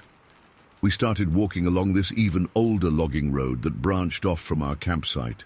This one was overgrown as hell, practically swallowing itself back into the woods. We were just chatting, kicking at pine cones, looking for downed branches and stuff. I've always been into the whole Bigfoot thing, I'm not gonna lie. Read all the books, watched all the shows. Daniel, not so much, he's more of a practical guy. But even he gets a little creeped out by the woods sometimes, you know? Especially when you're out there at dusk and everything starts to look like shadows and whispers. Anyway, we gathered enough wood to get us through the night, headed back to camp, got the fire roaring, cooked up some hot dogs and beans, classic camping food, drank a few beers, talked about stupid stuff, just catching up. It was good, relaxing, exactly what we both needed. As the fire burned down to embers and the sky got pitch black, that's when it happened. It must have been around 10:30, maybe closer to 11. Daniel, my friend Daniel, was poking at the fire with a stick, just kind of mesmerized by the flames. I was feeling a little restless, you know, needed to stretch my legs. I grabbed my flashlight, one of those mag lights, big and heavy, felt good in my hand, and told Daniel I was going to take a quick walk. He barely even looked up, just grunted something like, "Don't wander off too far." I laughed, even though it was kind of stupid, like, where was I going to wander off to? It was just woods, and more woods for miles in every direction. There was this old wooden bridge, not even a proper bridge really, more like a couple of thick logs laid across a shallow creek. It was right near our campsite, maybe 100 yards or so down the trail we'd walked earlier to get firewood. I figured I'd walk over there, take a peek, and come right back. Nothing exciting, just killing time. I walked down the path, the beam of my flashlight cutting through the blackness. The air was cold, that crisp fall air that bites at your lungs a little, smelled like pine and damp earth, and just that woodsy smell, you know? Like leaves decaying and the sap of trees and all that. The woods get loud at night, even when they're silent, if that makes sense. You hear every snap of a twig, every rustle of leaves. Your ears are on high alert, even if you don't realize it. I got to the bridge. The wood felt slick and a little rotten under my boots. Crossed over, shining the flashlight ahead.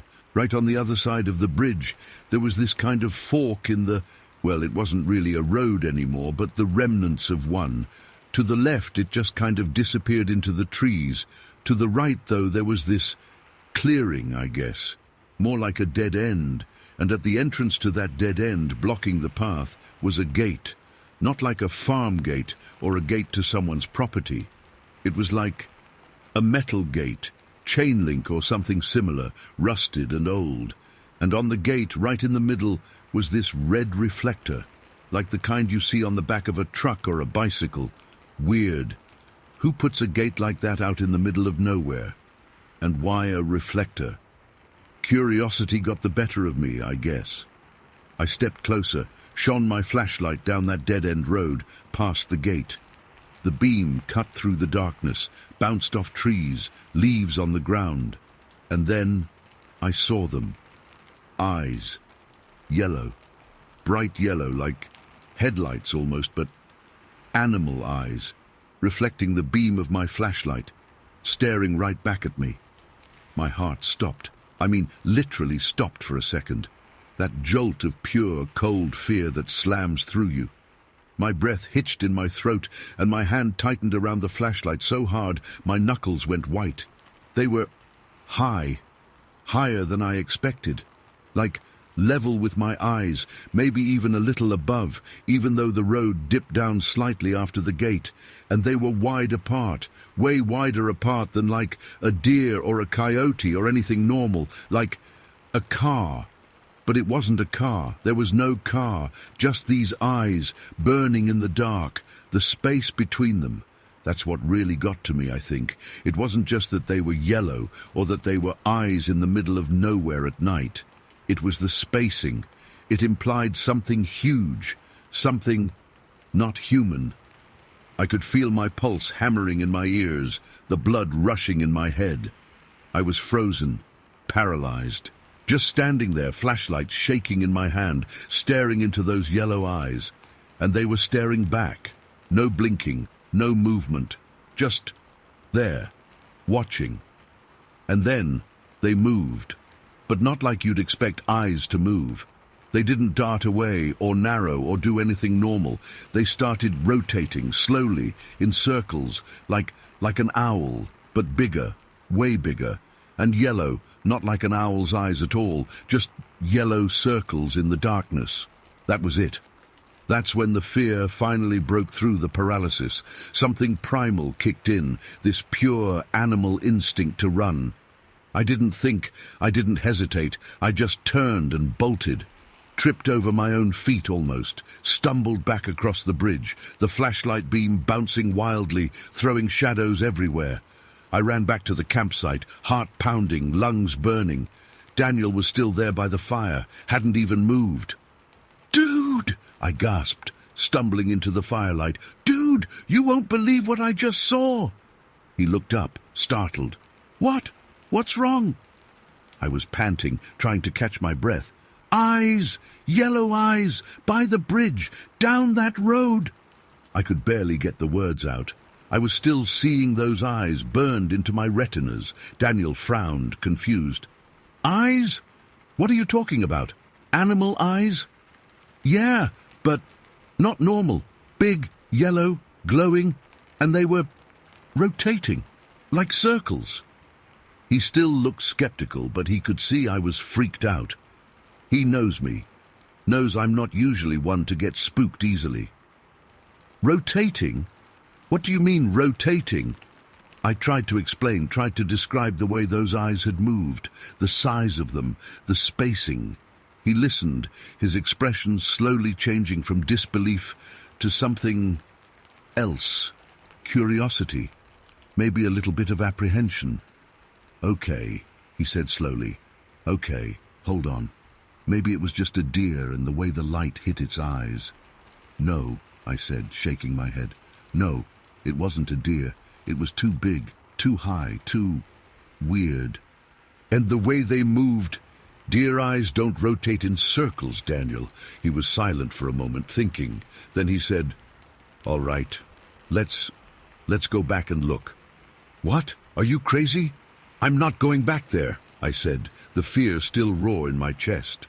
"Come on, man," he said, grabbing the camera out of the tent. Our digital camera, we always bring it camping to take pictures of scenery and stuff. "Maybe we can get a picture. Proof, you know? Just to see." He had a point. Part of me, the logical part, wanted to know what it was. Wanted to see if it was still there. Wanted to prove to myself I wasn't just imagining things. And yeah, maybe a little bit of that crazy urge to document something weird and unexplained. So we went back. Me with my maglite, Daniel with the camera, and his smaller flashlight. We walked back down the path, towards the bridge, my heart hammering again. Every rustle of leaves made me jump. We got to the bridge, crossed over, shined our lights down that dead-end road towards the gate. Nothing. Darkness. Just trees and shadows and the gate with its red reflector. No yellow eyes. Nothing. We walked closer to the gate, shined the lights around. Nothing. It was just gone. Like it had vanished into thin air. "See?" Daniel said, trying to sound reassuring, but I could hear a tremor in his voice. "Probably just a deer, or a raccoon or something. You probably just freaked yourself out." I wanted to believe him, I really did. But I couldn't. I knew what I'd seen. Those eyes. They weren't from any raccoon or deer. They were something else. We stood there for a few minutes, scanning the darkness, hoping maybe they'd reappear. But they didn't.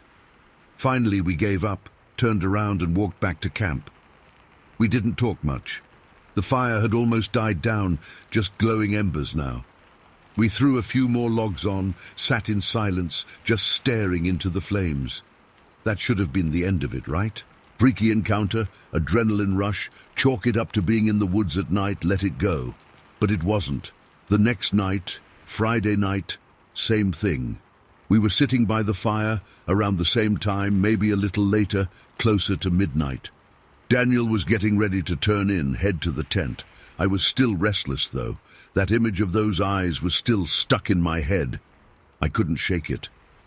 "I'm going for another walk," I said suddenly, standing up.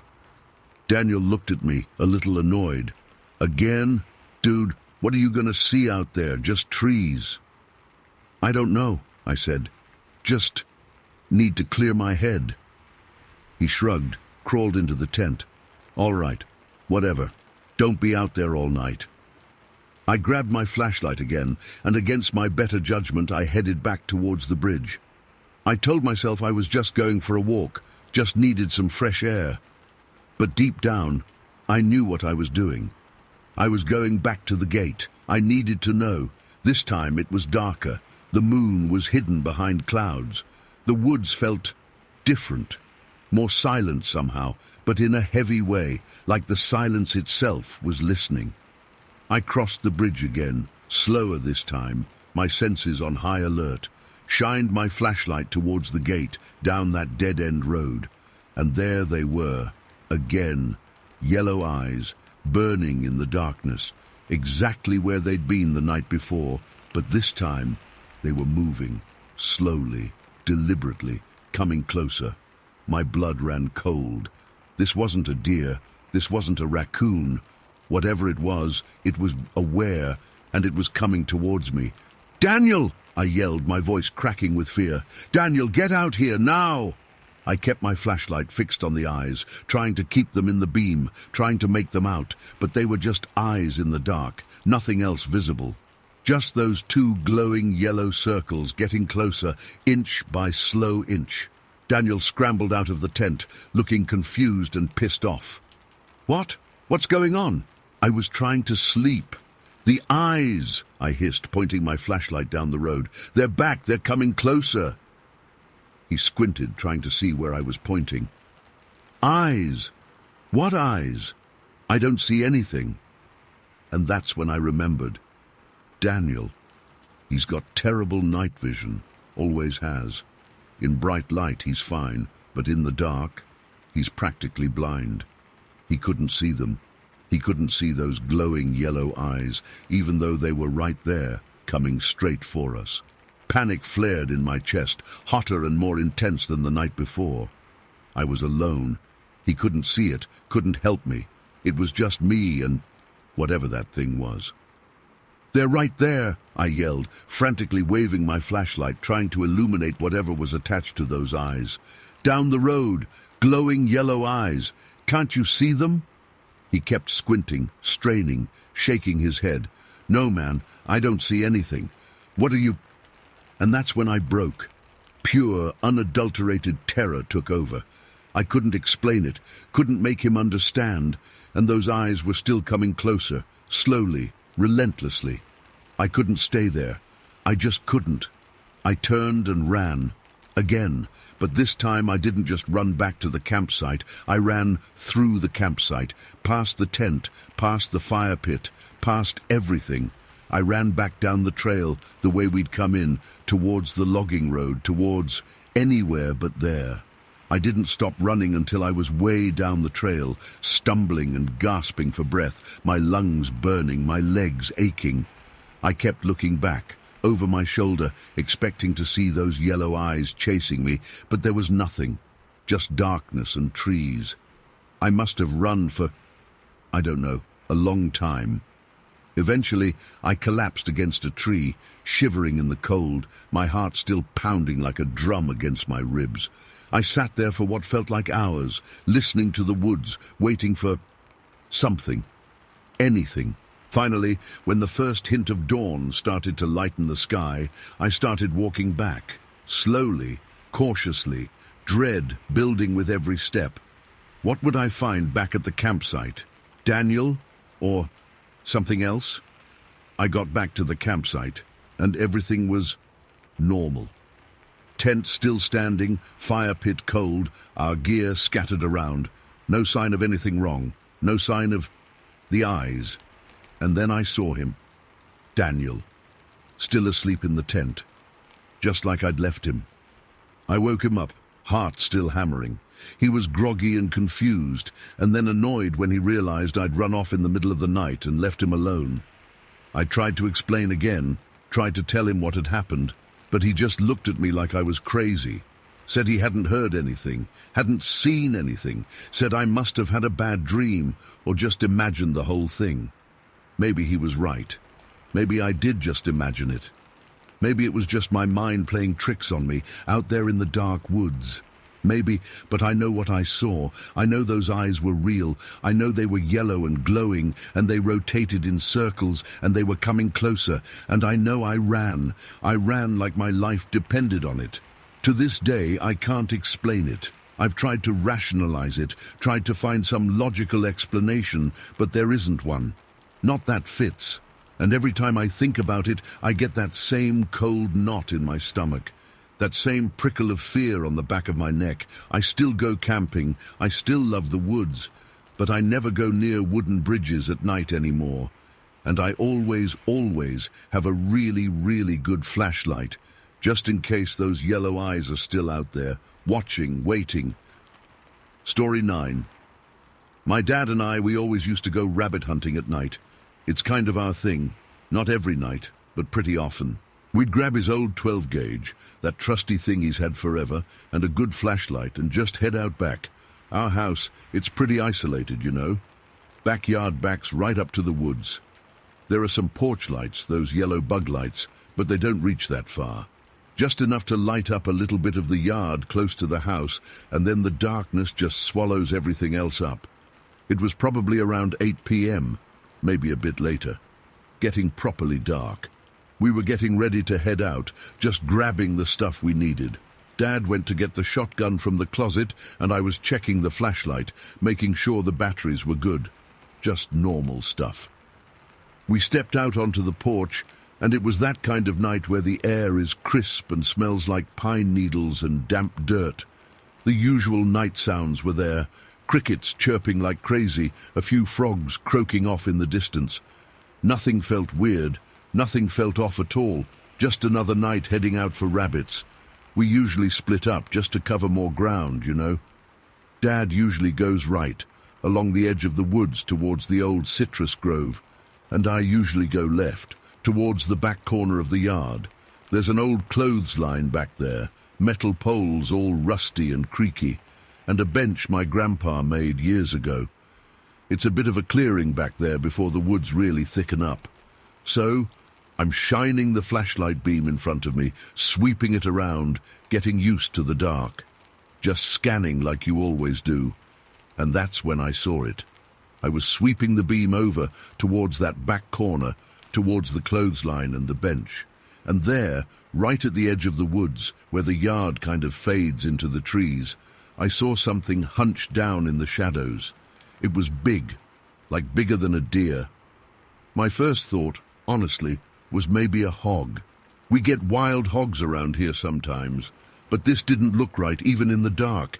It was bulky, really bulky, and kind of low to the ground, like it was on all fours or something. I froze, flashlight beam fixed right on it. I held my breath, just staring. And then it started to move. Slowly, it started to rise up. And as it straightened up, it wasn't like any hog I'd ever seen, or anything really. It stood up on two legs. This thing, it stood up.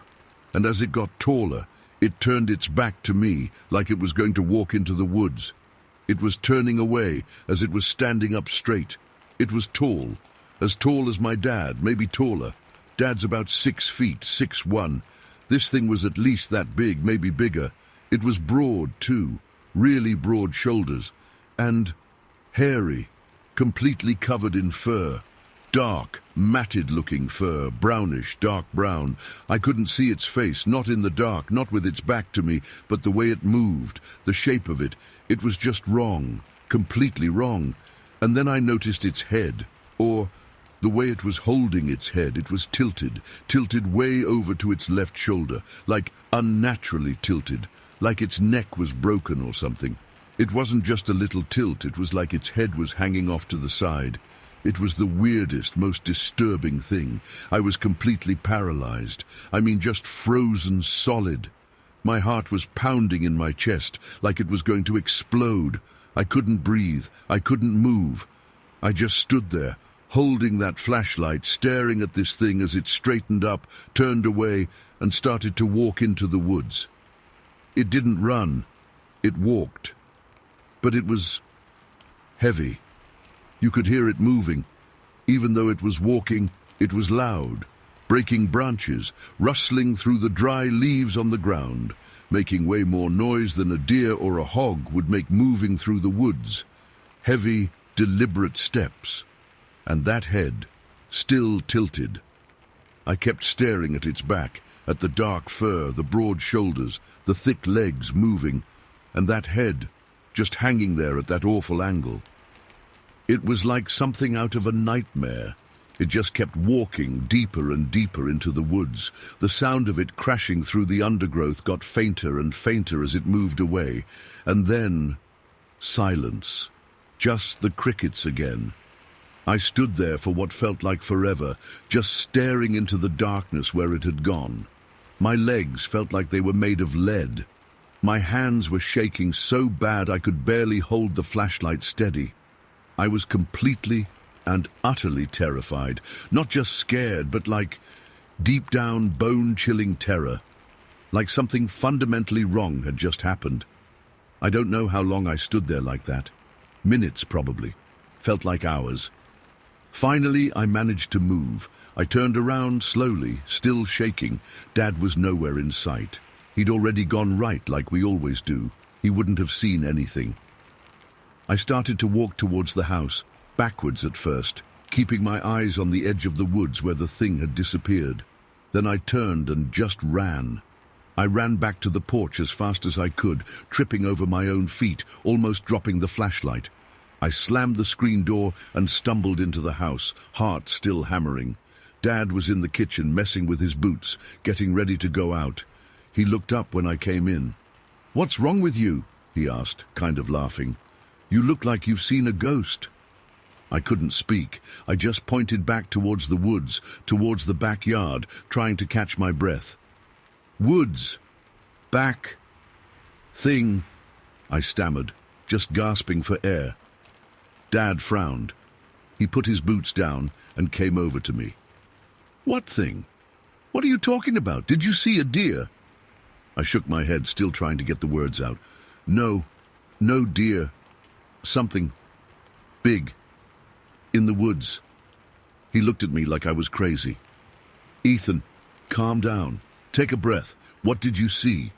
I finally managed to get some air into my lungs. It was by the clothesline, edge of the woods, a thing that's standing up, big, hairy. I was still struggling to describe it, my voice all shaky. Head tilted, like broken. Dad just stared at me, his face slowly going from confused to, I don't know, maybe concerned. Hairy, standing up, what are you saying? Was it a bear? No, not a bear. I know what a bear looks like. It wasn't a bear. It was like a person, but not right. Fur, all over big, and that head, twisted. I shuddered just thinking about it again. It went into the woods, just walked, breaking branches. Dad looked out the back window towards the woods. He still looked skeptical, but I could see he was starting to realize I wasn't messing around. He could see the fear in my face, I guess. He knows me. He knows I don't scare easy. You're sure about this? You really saw something? He asked, his voice quieter now. I nodded hard. Yes, Dad, I swear I saw it. It was right there by the clothesline. I pointed again, even though it was dark out there now, and you couldn't see anything but blackness past the porch lights. He was quiet for a minute, just looking at me. Then he said, all right, come on. He picked up the shotgun, checked it, and handed it to me. You coming with me, or you staying here? I didn't want to go back out there, not at all. But I couldn't stay in the house by myself either, not after seeing that thing. I'll go, I mumbled. We went back out onto the porch. The night sounds were still there, crickets, frogs, but now they sounded different, louder maybe. Or maybe it was just me hearing everything differently now. Everything felt charged, heavy, like the air was thick with something you couldn't see but could definitely feel. We walked out into the yard, me with the shotgun now, Dad with the flashlight. We went to the back corner towards the clothesline. Dad shined the flashlight beam all around. Nothing. Just the clothesline, the old bench, the edge of the woods. Nothing looked out of place. Nothing moved. See? Nothing here, Dad said, trying to sound reassuring, but I could tell he was looking around carefully too. He was scanning the woods, his eyes narrowed. It was here, Dad, right here, I saw it, it went that way, I said, pointing into the trees. Dad walked closer to the edge of the woods, shining the flashlight into the darkness. He went a few feet into the trees, then stopped. He listened. He looked around. Then he backed out slowly. Okay, he said, his voice quiet again. Okay. Maybe it was a deer, and you just got spooked. Maybe it stood up on its hind legs for a second, reaching for something in a tree, and the head thing, maybe just the way the light was. I shook my head. No, Dad, it wasn't a deer. It wasn't the light. It was different, wrong. We stood there for a few more minutes, listening. Nothing, just the normal night sounds and something else. Faint at first, far off in the distance. Dogs, dog howling. Not our dogs, neighbors' dogs maybe. They started howling, way off, over towards the west. Hear that? Dad asked, tilting his head, listening. Yeah, I heard it. Just dogs howling. So what? But then the howling got louder, closer, and it wasn't just howling anymore. It was different, more frantic, more aggressive. Like they were chasing something, or like something had scared the hell out of them. Those aren't just hounds howling, Dad said, his voice getting tighter. Listen to them. I listened, and he was right. It was howling, yeah, but mixed in with it was barking and growling and yelping. It was a pack of dogs, going crazy, and they were getting closer fast, You could hear them tearing through the woods, barking and snarling. It was a pack of hunting dogs for sure, but they sounded different, meaner, more vicious than usual, like they were baying at something really, really bad. The sound of them was getting closer and louder, filling the night. It was a terrifying sound, not just because it was loud, but because of the raw anger, the sheer fury in their barking and howling. It was like they were chasing something evil. Dad looked at me, his eyes wide now. The skepticism was completely gone from his face. He looked scared, really scared. For the first time, I saw real fear in his eyes, and that scared me even more than the thing in the woods. "Come on," he said, grabbing my arm. "Let's get back to the house, now." We practically ran back to the house, slamming the door behind us and locking it. Dad went to the window, peering out into the darkness, listening to the dogs. They were really close now. You could hear them right at the edge of our property, just beyond the tree line. They were going ballistic. The howling was deafening, and the snarling, it was chilling. It was the sound of pure, unadulterated rage. "What the hell is going on?" Dad whispered, still looking out the window. He looked pale, like he'd seen something himself. He kept looking out, listening to the dogs going insane out there in the dark. We stood there for a long time, just listening to those dogs. They kept it up for hours, barking and howling, circling around our property, it sounded like. It was the most terrifying sound I've ever heard in my life. Eventually, slowly, as the night wore on, they started to move further away, their barking and howling fading into the distance. But it went on, for what felt like forever, before it finally died down completely, just leaving the usual quiet of the night again, except now that quiet felt heavy and wrong. We didn't sleep much that night. We stayed up, sitting in the living room with the lights on, listening.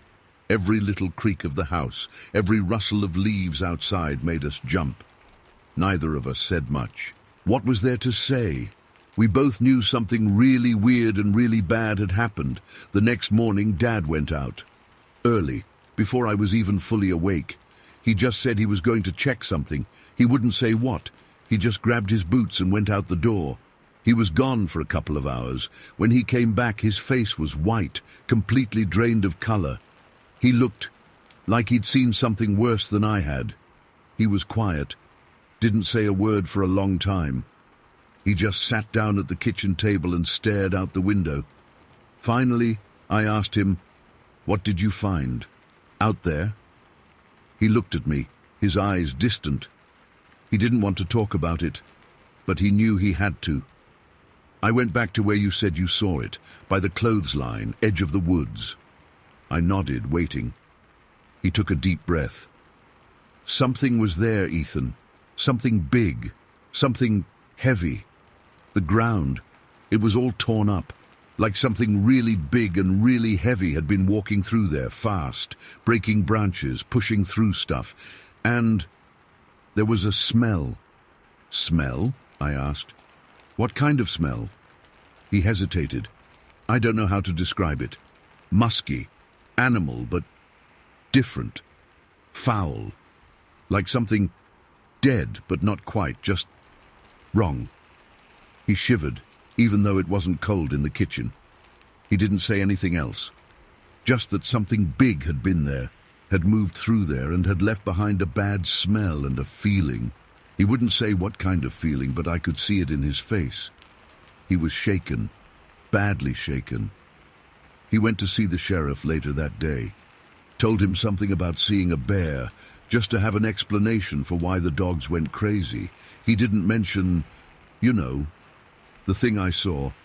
He just told the sheriff about the dogs and asked if there had been any reports of bears in the area. The sheriff said no, not really. Maybe a black bear now and then, but nothing unusual. He didn't seem too concerned. But Dad was concerned. We both were. We still are. We haven't gone rabbit hunting at night since. Haven't been back to that corner of the yard after dark. We still live in the same house, still in the middle of nowhere. But things feel different now. The nights feel different, darker, scarier. I know what I saw. I know it wasn't a deer or a bear or a hog. It was something else. Something wrong. And I know my dad saw something out there in the woods the next morning that scared him just as bad as whatever I saw. He just won't talk about it. We don't talk about it. Ever. But it's always there, in the back of our minds. Especially at night, when it gets dark, and the crickets start chirping, and the wind rustles through the pine trees. And sometimes, late at night, when everything else is quiet, I think I can still hear those dogs, way off in the distance, howling like they did that night. And I still see that thing in my head, standing at the edge of the woods, tilting its head and walking away into the darkness. And I still don't know what it was. And I really, really don't want to know. Story 10. All right, so this happened a long time ago now, back in '02. Fall was just starting to bite, you know? Leaves turning all kinds of crazy colors, but with that crispy edge in the air that told you winter wasn't too far off. I was up in Harrison County, out in Oakwood Forest. Squirrel season had just opened, and I figured I'd spend a quiet morning, maybe bag a few for the pot. I've hunted those woods my whole life, practically. Grew up right on the edge of them, know every trail, every creek bed, every thicket of briars like the back of my hand. Used to be nothing scared me out there. I'm not talking city boy woods either. Oakwoods deep, real deep.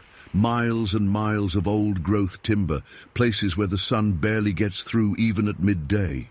And yeah, we had bears, black bears. Seen plenty over the years. Respect 'em, give 'em space, never had an issue. They're part of the woods, just like the deer and the squirrels and everything else. But what I saw that day, that was different. I parked my old Nissan pickup off this logging road that hardly anyone used anymore. It was more of a trail than a road at that point, overgrown with weeds and saplings. Grabbed my .22, some shells, my hunting vest, you know the drill. Figured I'd walk in a bit, get off the main track where it's quieter, more chance of finding the bushy tails. Started off just like any other hunt. Sun was still climbing, kind of filtered through the trees, dappling the ground in patches of light and shadow. It was peaceful, that quiet morning woods kind of peace. Heard a few birds chirping, the rustle of leaves in the light breeze. Normal forest sounds. I was walking an old game trail, heading deeper in, just taking my time, listening, looking up in the branches. Then things started to feel off. Not all at once, not like a switch flipped, but just this creeping feeling. The bird sounds stopped, for one thing. Completely stopped.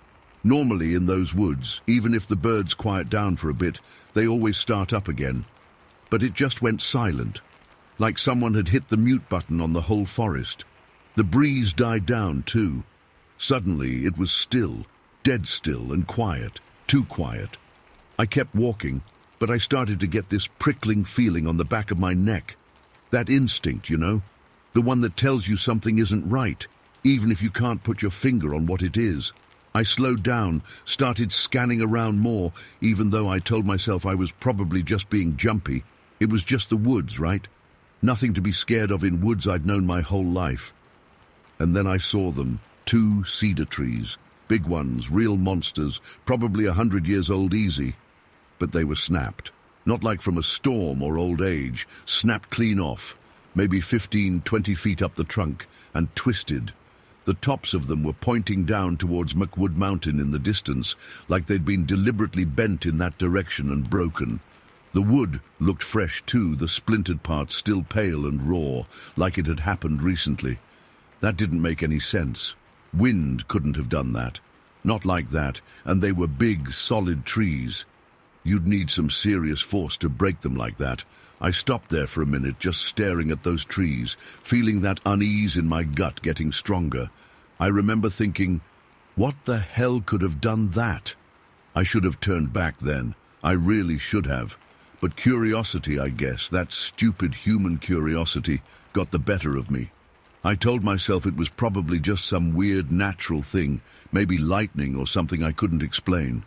And I still wanted to hunt. I'd come all the way out here. So I kept going. I didn't go much further, though, maybe another 100 yards or so, when I heard it. A thump. A heavy thump, coming from the direction of where I'd parked my truck. Then another thump, and another, like something was banging on metal. It wasn't squirrels, wasn't birds. Too heavy, too regular. My heart started to pound. I immediately thought someone was messing with my truck. Vandals, maybe? Out in the middle of nowhere? It didn't seem likely, but it was the first thing that came to mind. Anger flared up in me. That old truck wasn't worth much, but it was mine, and I didn't take kindly to anyone messing with my things.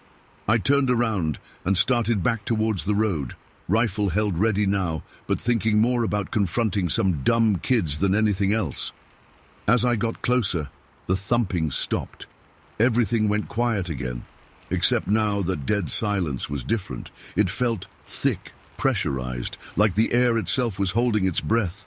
I moved carefully, stepping lightly on the leaves, trying to be quiet myself. I came to a break in the trees where I could see the logging road and my truck parked a little ways down. And that's when I heard it. A growl. Not like any growl I'd ever heard before. Deeper than a bear, more guttural. It vibrated in the air, made my chest tighten up. It was close, really close. And it wasn't coming from the road, it was coming from the woods, just off to the side of my truck, in a thick patch of scrub and young pines. I froze. Every hair on my body stood on end. My hand tightened on my rifle. I remember my mouth going dry, like I'd swallowed a handful of sand. Slowly, so slowly, I started to move my head, trying to see into the trees. Shadows were deep in there, the sunlight barely penetrating.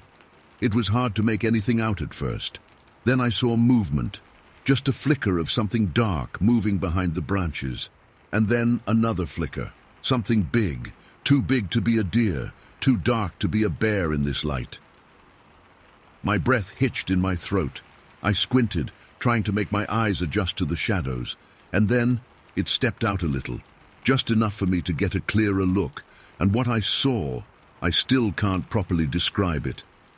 Even now, years later, trying to put it into words feels wrong. Like words aren't meant for something like that. It was like a man, but not a man. Taller, way taller than any man I'd ever seen. Maybe 8 feet tall, maybe more. And massive. Thick, heavy-looking build. It was crouched down low, almost squatting, behind a clump of bushes. But even crouched, it was huge.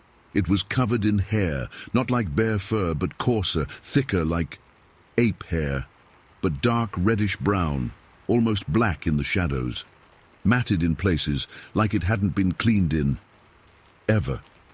Its arms were long, ridiculously long, dangling down past its knees even when it was crouched.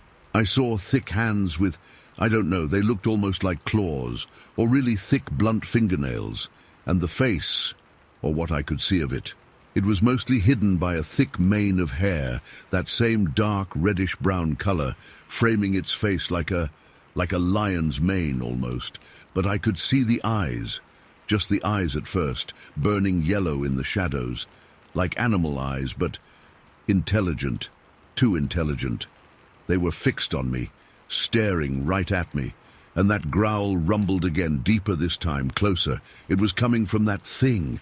It was looking right at me and growling, not like an animal warning growl, more like a sound of pure hate, pure rage, fear, real primal bone-chilling fear slammed into me.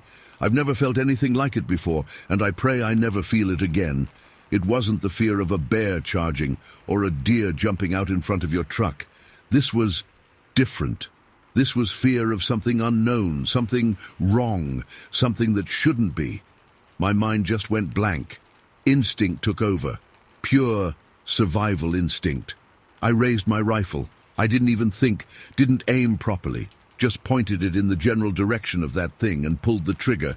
The .22 cracked, the sound echoing in the sudden silence. I saw the thing flinch, just for a second, and then it stood up. Slowly, deliberately, rising up out of that crouch like some nightmare creature from hell, standing upright. It was even bigger than I'd thought. Towering over the bushes, its chest was massive, broad and deep.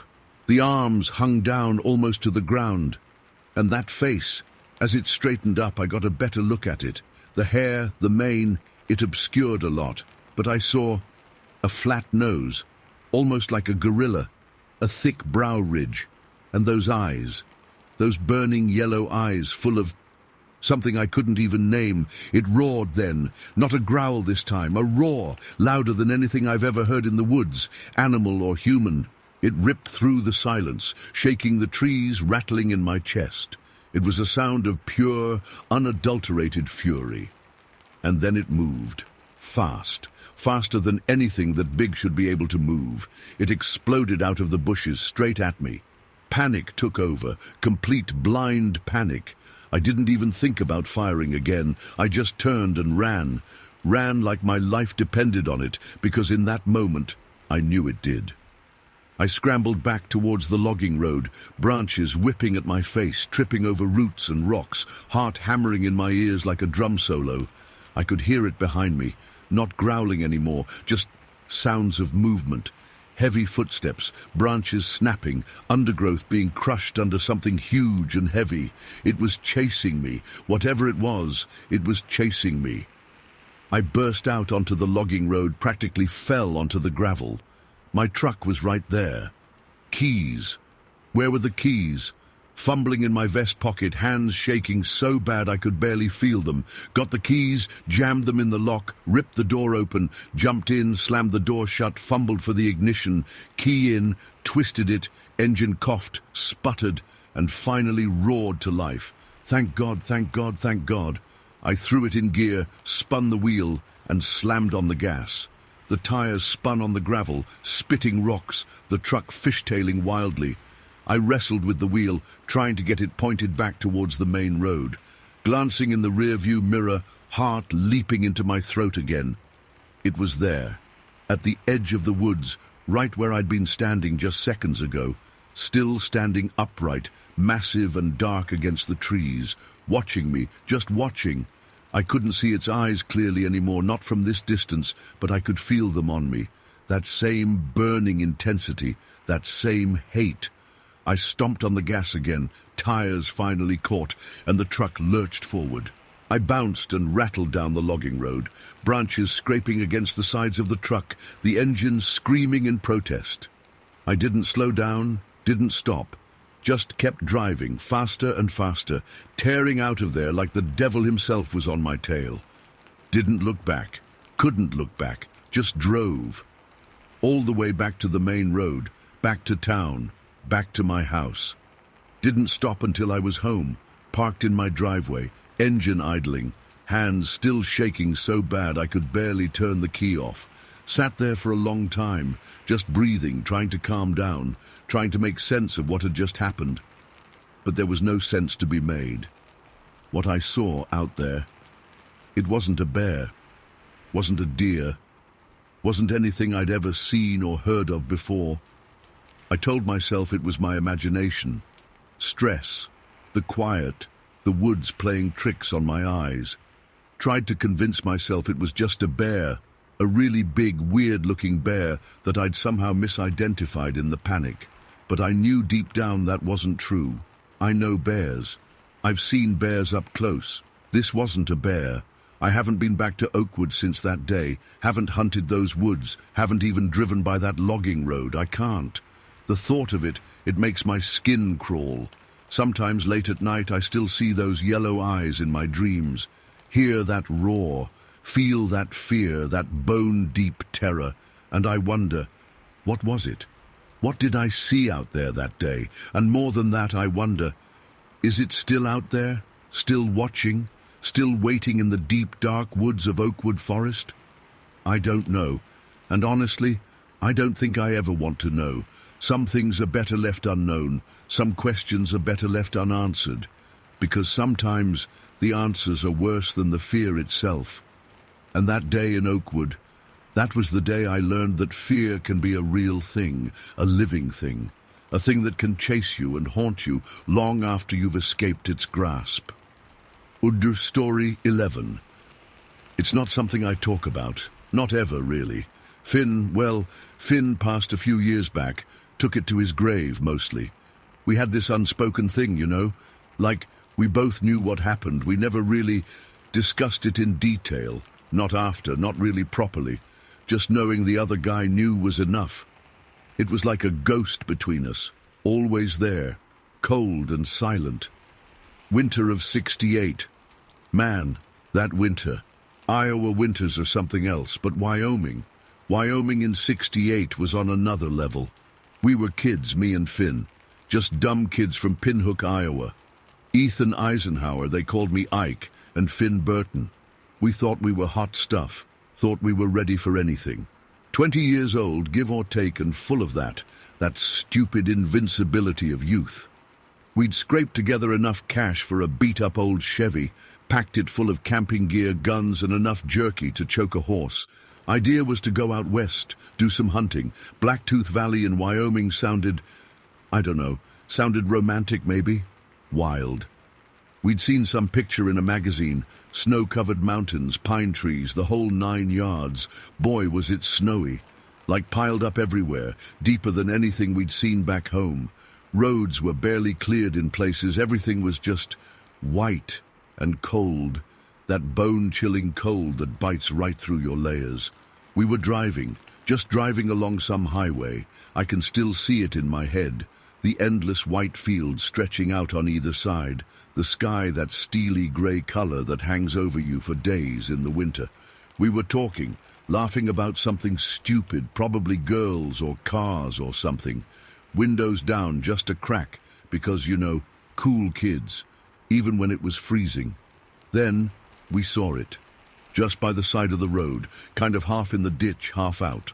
A coyote, scrawny thing, looked kind of mangy in the winter light. We slowed down, started pointing and yelling like idiots. Coyote! Coyote!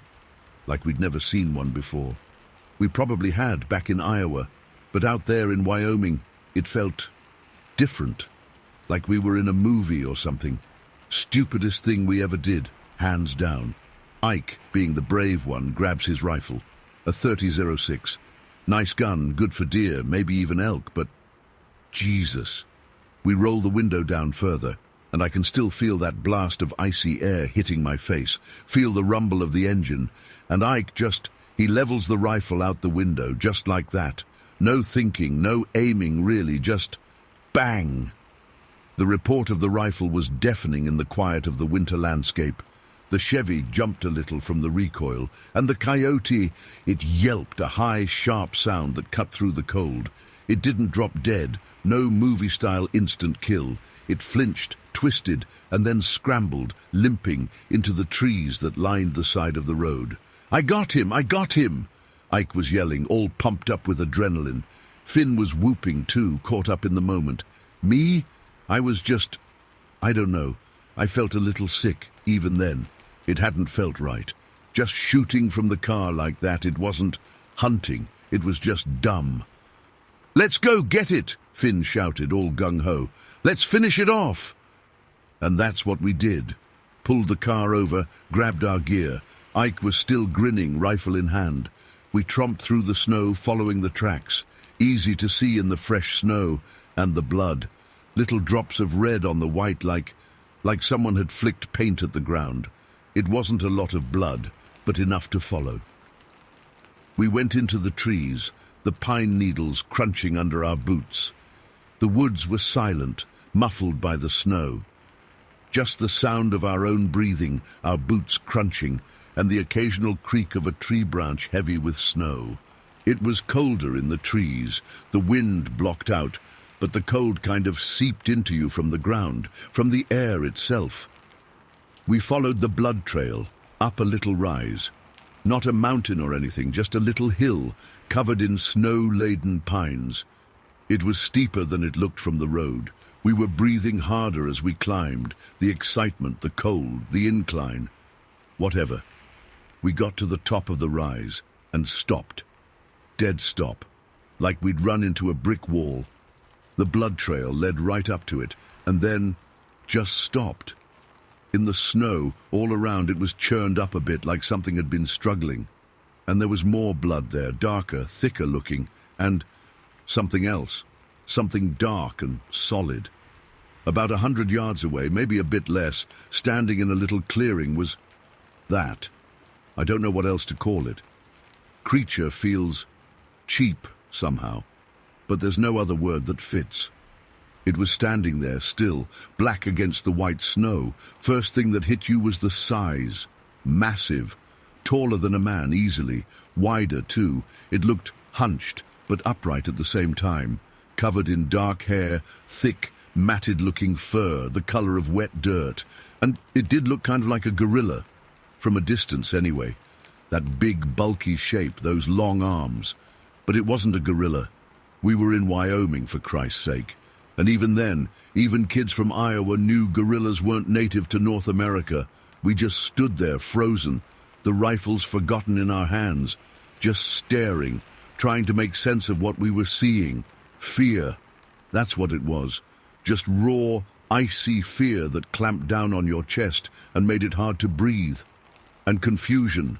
Utter confusion. What the hell was that thing? It hadn't moved when we topped the rise. It just stood there, facing away from us, looking down at something on the ground. We couldn't see what, just its back, broad and powerful looking. Ike was the first one to break the silence. He whispered, voice shaky, What is that?" Finn just shook his head, eyes wide. I didn't say anything. Couldn't have if I wanted to. My throat was too tight, my heart was hammering in my ears.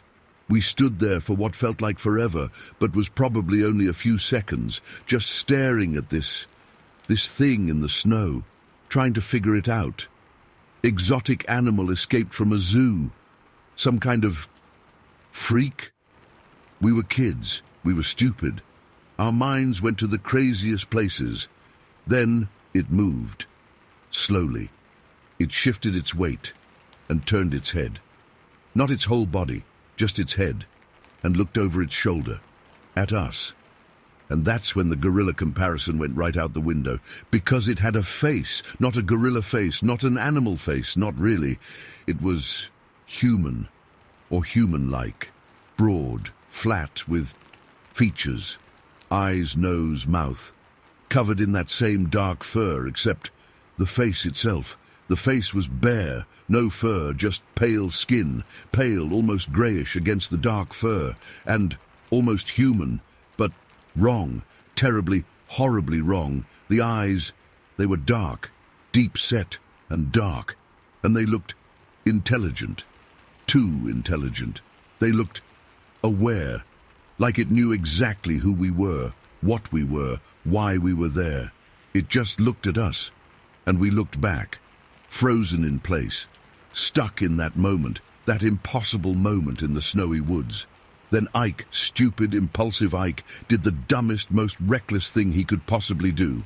He raised his rifle, again, without thinking, without speaking, just raised it and aimed. I remember shouting, yelling, "No, Ike, don't!" But it was too late. His finger was already on the trigger. Bang! The rifle roared again in the quiet woods, and the creature... It flinched violently. It staggered back a step, its hands, and they were hands, not paws, not claws, but hands, thick, powerful-looking hands, went up to its chest. It looked down at its chest, and then down at the snow, and then it fell, heavily, like a tree falling. It went down in a heap, that dark fur against the white snow, and it didn't move. We just stood there, again, frozen, staring at it, at what we'd done, at what Ike had done. Slowly, hesitantly, we started to move forward, foot by foot, crunching through the snow, closing the distance. The silence was deafening, just the crunch of our boots in the snow, and our breathing, ragged and fast. We got closer, 10 yards, 5 yards, right up to it, lying in the snow, on its back, that dark fur matted with blood, spreading out in the snow, staining it red. And we saw it then, up close. No more mistaking it for anything else. Not a gorilla, not an animal, not anything we knew. It was humanoid, but wrong.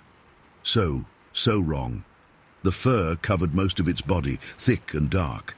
But the face was still bare, that pale greyish skin, and the features, grotesquely human, but twisted, flattened nose, wide, thin lips, small, almost sunken eyes, and no hair on its face at all, no eyebrows, no eyelashes, nothing, just that bare, pale skin. It was big, huge. Lying there, it looked even bigger, maybe 7 feet long, maybe more, heavily muscled even under the fur, and strangely proportioned. Long arms, thick chest, short legs.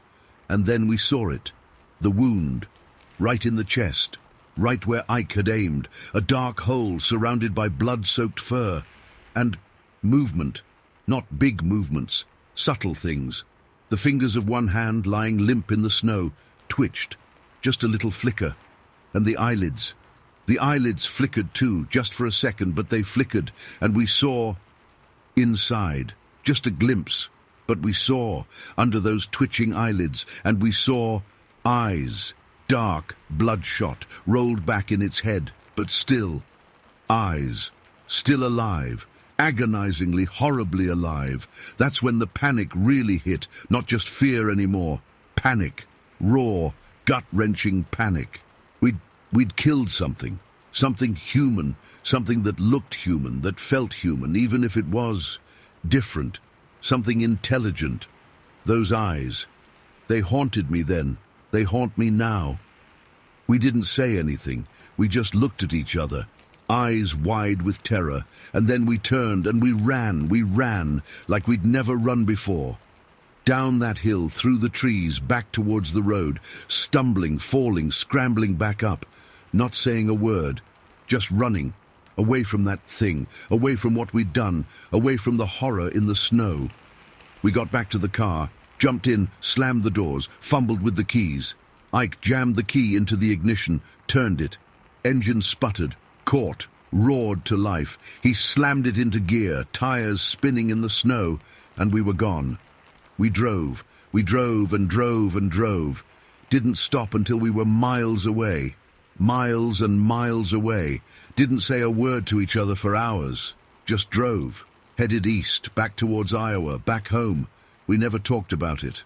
Not really. We knew. We both knew what we'd seen, what we'd done. And we never ever went back to Wyoming. Never went hunting again, not really. The joy was gone, replaced by that image in the snow, those eyes. I don't know what it was.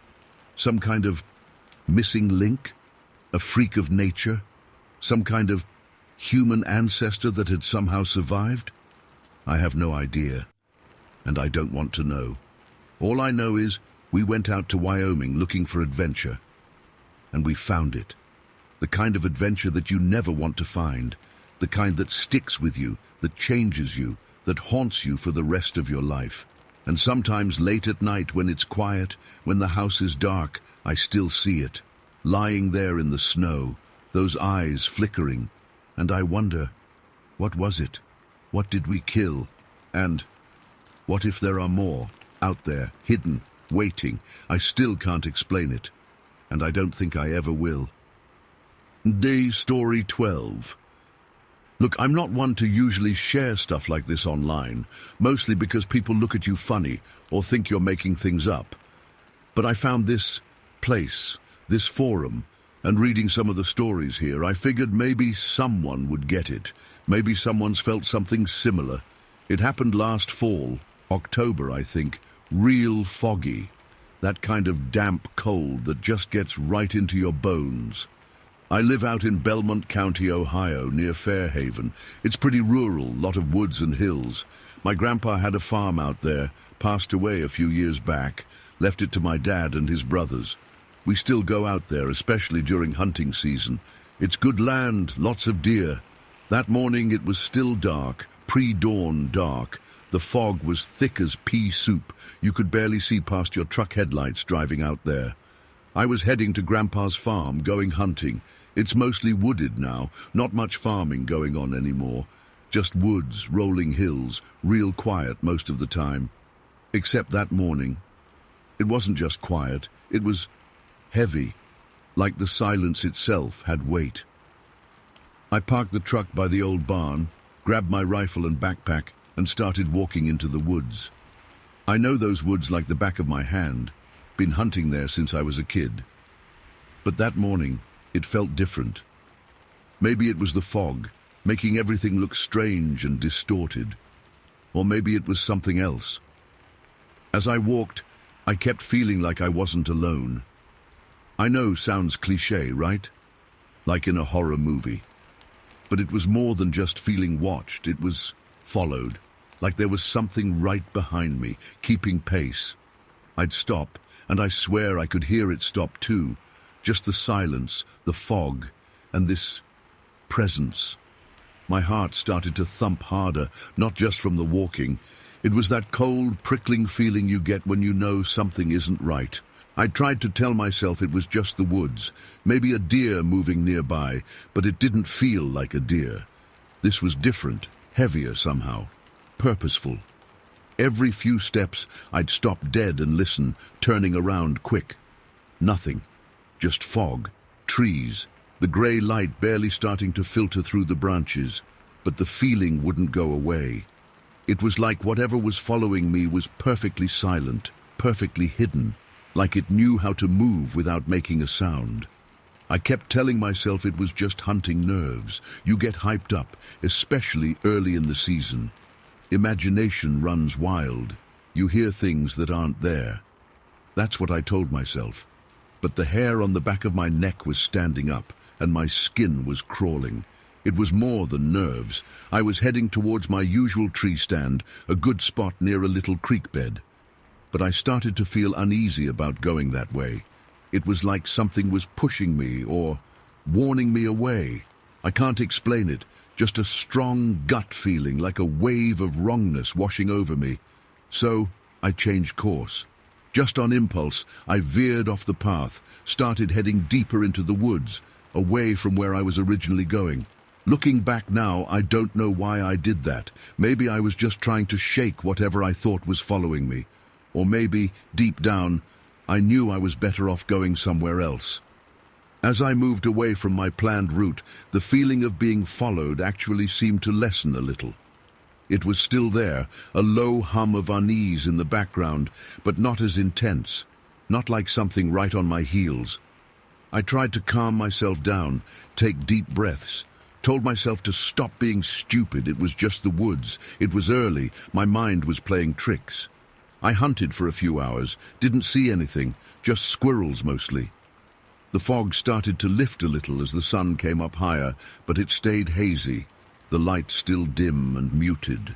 The feeling of being watched never fully went away, but it faded enough that I could focus on hunting, or try to anyway. By late morning, I was getting cold and hadn't seen a single deer. I decided to pack it in. Figured I'd come back another day, maybe when the weather was better and my head was clearer. As I walked back towards the truck, the woods felt normal again. Not friendly exactly, but not menacing. Like whatever had been there earlier was gone. I got back to the truck, threw my gear in the back and started heading home. I remember thinking as I drove away that it had just been a weird morning, a bit creepy, but nothing really happened. Just my nerves getting the best of me. I even chuckled a little at how jumpy I'd been. Then, a few hours later, I got a call from my wife, Sarah. She was frantic. Said Timmy, our son, and his friend Kevin had gone to Grandpa's farm, exploring in the woods. Said something happened, something bad. My heart dropped into my stomach. I asked her to tell me what happened, slowly, calmly. She said Timmy and Kevin, they're 10 years old, good kids, but adventurous. They love exploring in the woods. They'd taken our 2 dogs, Buster and Lucy, the German shepherds, with them. They were playing around, being kids, near the old treehouse out back. It's this rickety old thing, been there forever, falling apart. They were just resting under it, Sarah said, catching their breath after running around. And then it happened. She said Timmy was still really shaken up, barely able to talk straight, but from what he'd told her, something just fell out of the tree. Not like a branch falling or an animal falling out of the tree. She said he described it as a black shape, a huge dark thing that just dropped from the branches above them, landed right near them. He said it was silent when it fell, no rustling of leaves, no snapping branches, just thump, like something heavy hitting the ground. He said it was big, really big and dark. He couldn't make out any details, just this huge black shape. And the dogs, Buster and Lucy, they went ballistic. They started barking like crazy, lunging forward, teeth bared, hackles raised. They're usually pretty well-behaved dogs, but Sarah said they were like wild animals. Timmy and Kevin, they freaked out naturally. They screamed and ran. They ran back towards the farmhouse as fast as they could, the dogs barking and snarling at whatever was in the woods. Sarah said she heard them yelling and the dogs barking, and she ran outside, thinking maybe they'd seen a bear or something. When she got to the edge of the woods, Timmy and Kevin came bursting out, faces white as ghosts, tears streaming down their faces. The dogs were right behind them, still barking like crazy, but they wouldn't go past the edge of the woods.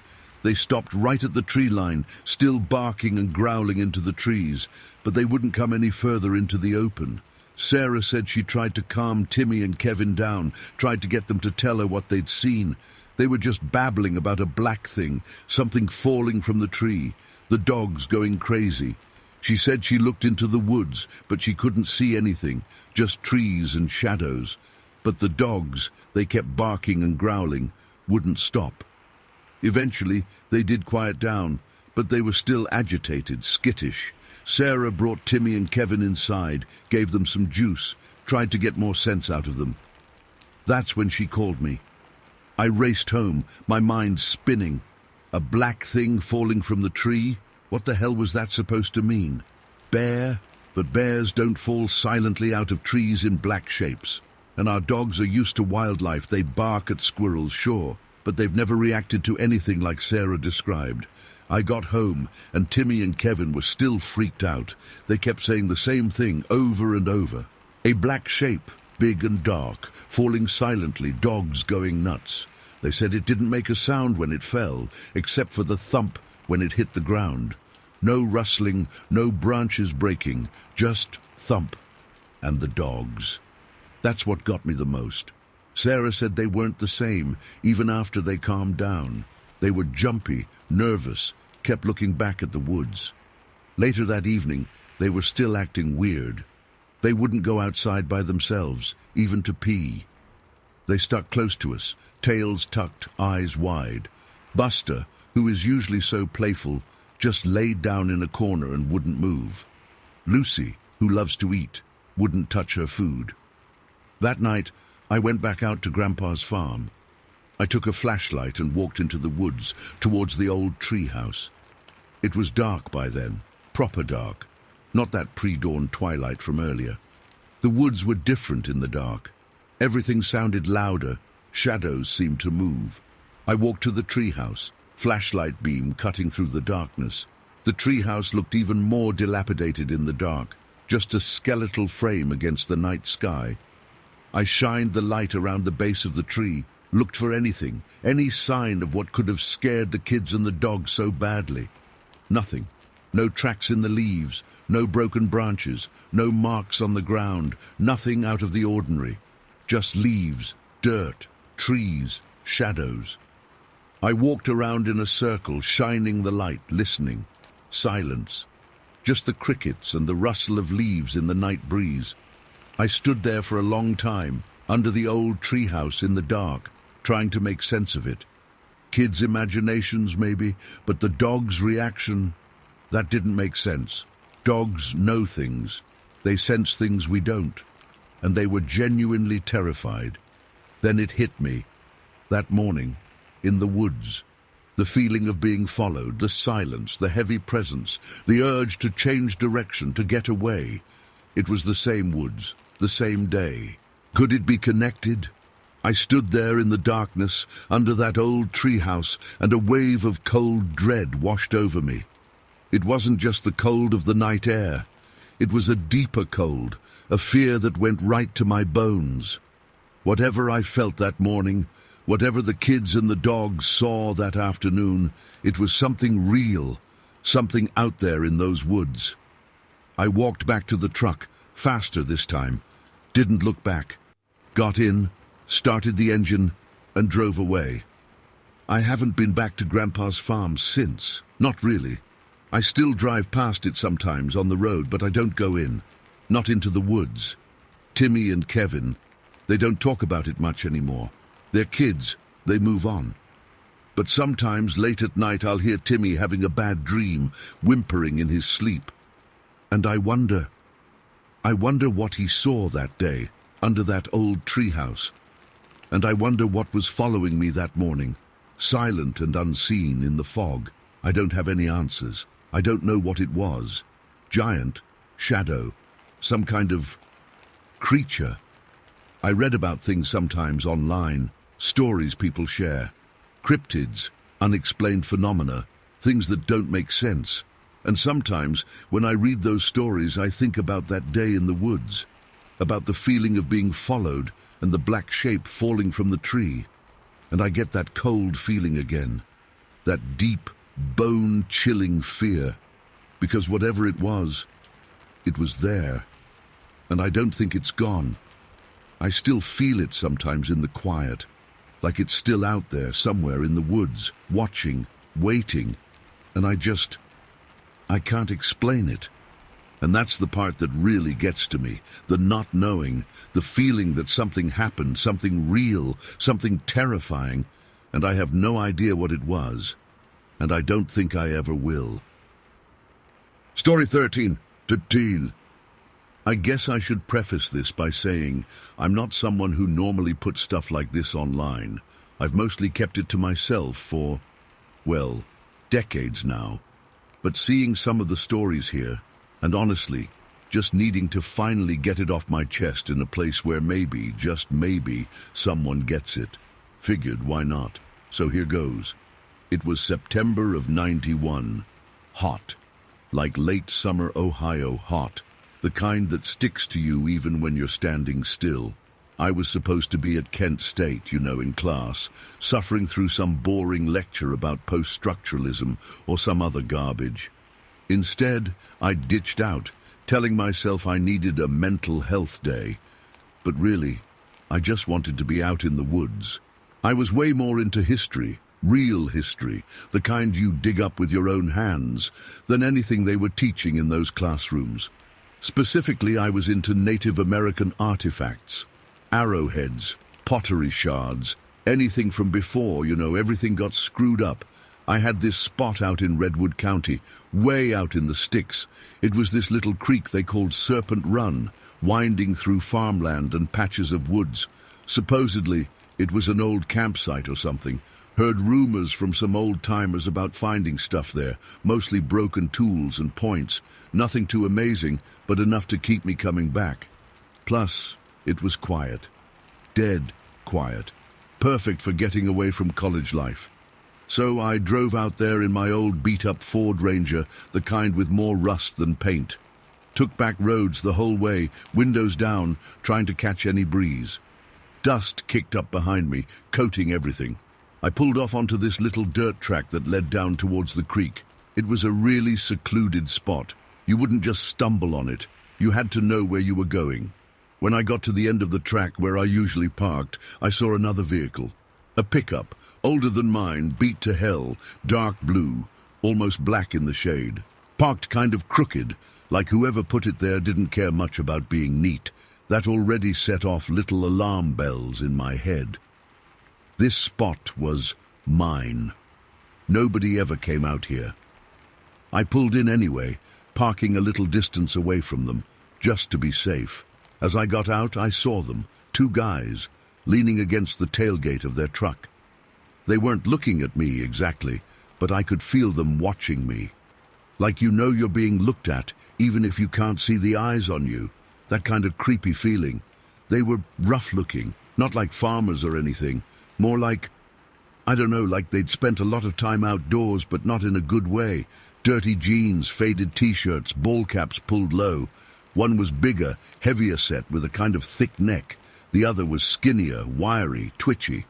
Both had that same dead-eyed look, like they hadn't slept well in days or maybe just didn't care about anything. I grabbed my backpack out of my truck, trying to act casual, like I didn't see them, even though I was completely aware of every move they made. I slung the backpack over my shoulder, picked up my trowel and my little sifting screen, and started walking towards the creek. I knew I had to say something, couldn't just ignore them. That would be weirder, right? "Afternoon," I said, trying to sound normal, like I wasn't completely on edge. My voice probably cracked a little. Damn it! The bigger guy straightened up, slow, like he was unfolding himself. He looked me up and down, a sneer starting to form on his face. "You lost, kid?" he said, his voice gravelly, like he smoked about 3 packs a day. "No, sir," I said, trying to keep my voice steady. "I come out here sometimes to, look for arrowheads." Idiot. Why did I say that? Now they knew I had a reason to be here. The skinny guy chuckled, a nasty, dry sound. "Arrowheads, huh? You think you're going to find some Indian gold out here?" "No, nothing like that," I mumbled, looking down at the ground, shuffling my feet in the dirt. "Just a hobby." The big guy stepped closer. He was taller than me, and he smelled like sweat and stale beer. "We were just leaving," he said, but he didn't move. "You can have the place to yourself." But again, they still just stood there, blocking my path to the usual spot where I started looking. Something was seriously off. Their whole vibe was just wrong. I knew I needed to get away from them, fast, but I also didn't want to look like I was running scared. "Actually," I said, trying to sound confident, even though my heart was hammering against my ribs, "I think I'll try further down the creek today. Haven't checked that section in a while." It was a lie. I'd been up and down every inch of this creek, but I needed an excuse to get past them and away. They didn't say anything for a second, just watched me. Then the big guy shrugged. "Suit yourself," he said, but there was something in his eyes, a glint that made my skin crawl. It wasn't just about me being there, about them wanting to be alone. It was something else, something predatory. I walked past them, keeping my head down, not making eye contact. I could feel their eyes on my back the whole time. I didn't speed up, didn't want to give them any reason to think I was scared, but inside, I was screaming. I got to the edge of the woods, the path that led down to the creek, and I didn't look back. Just kept walking, faster now, until I was out of sight of the truck, out of sight of them. I scrambled down the bank to the creek, the cool air coming off the water a slight relief from the heat. I waded into the shallow water, boots getting soaked. Not that I cared. I just needed to put distance between me and those guys. I kept walking downstream, pushing through brush, the sound of the water rushing over rocks a little cover for the noise I was making. After about 10 minutes, maybe 15, I stopped. I was in a bend in the creek, surrounded by trees. Couldn't see the truck anymore, couldn't hear anything but the creek and the buzzing of insects. I took a deep breath, trying to calm myself down. My hands were shaking. What was that about? Just a couple of weirdos out in the woods, right? Probably just up to no good, maybe dealing drugs or something.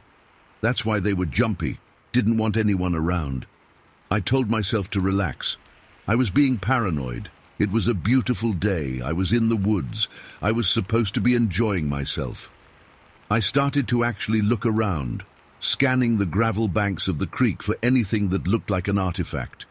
Kicked at a few rocks, turned over a log. Nothing.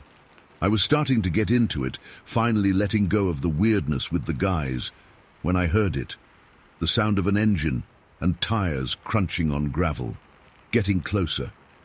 My heart jumped back up into my throat. No way. They weren't leaving. They were coming after me.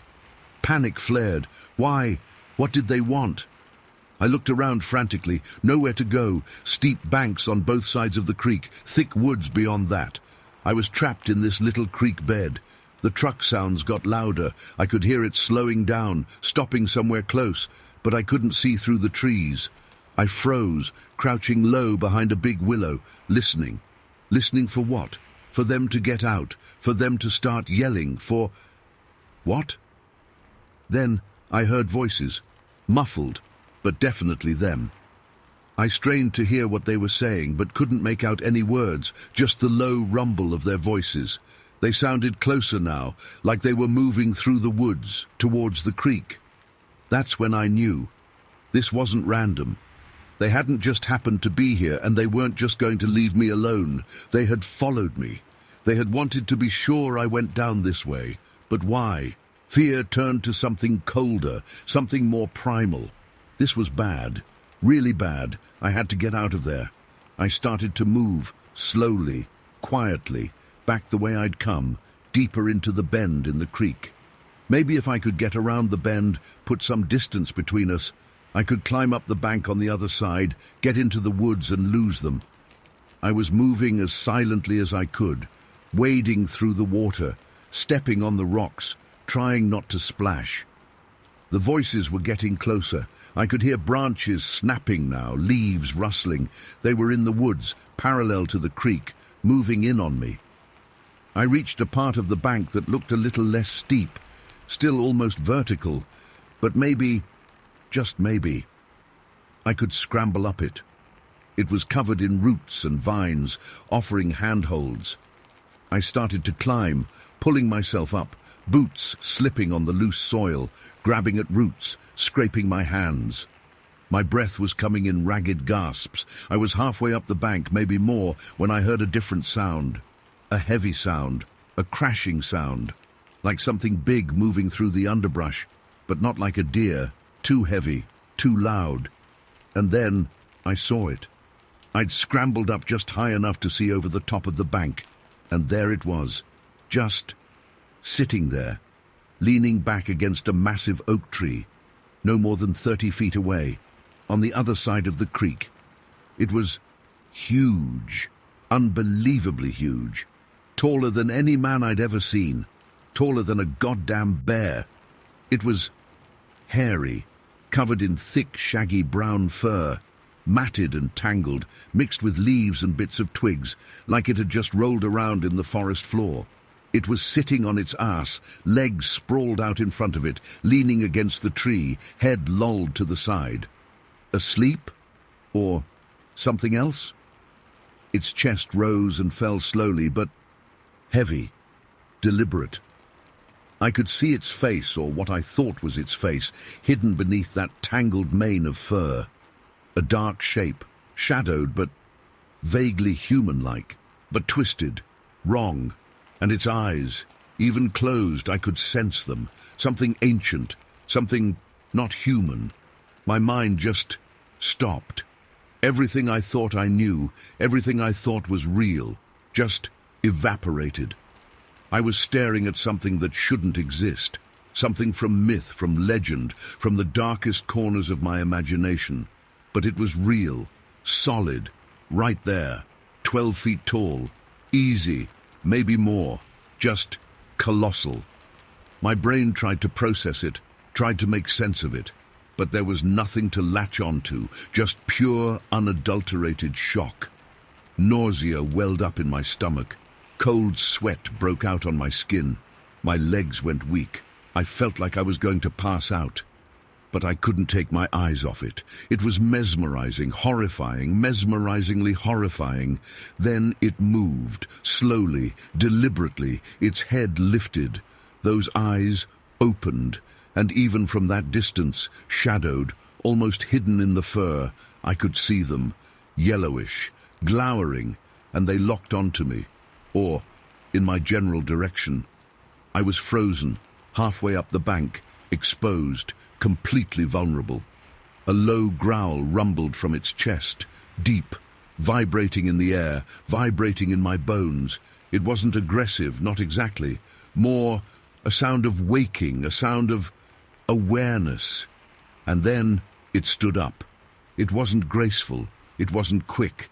It was a slow, ponderous, unfolding movement, but with each inch it rose, the scale of it became even more unbelievable.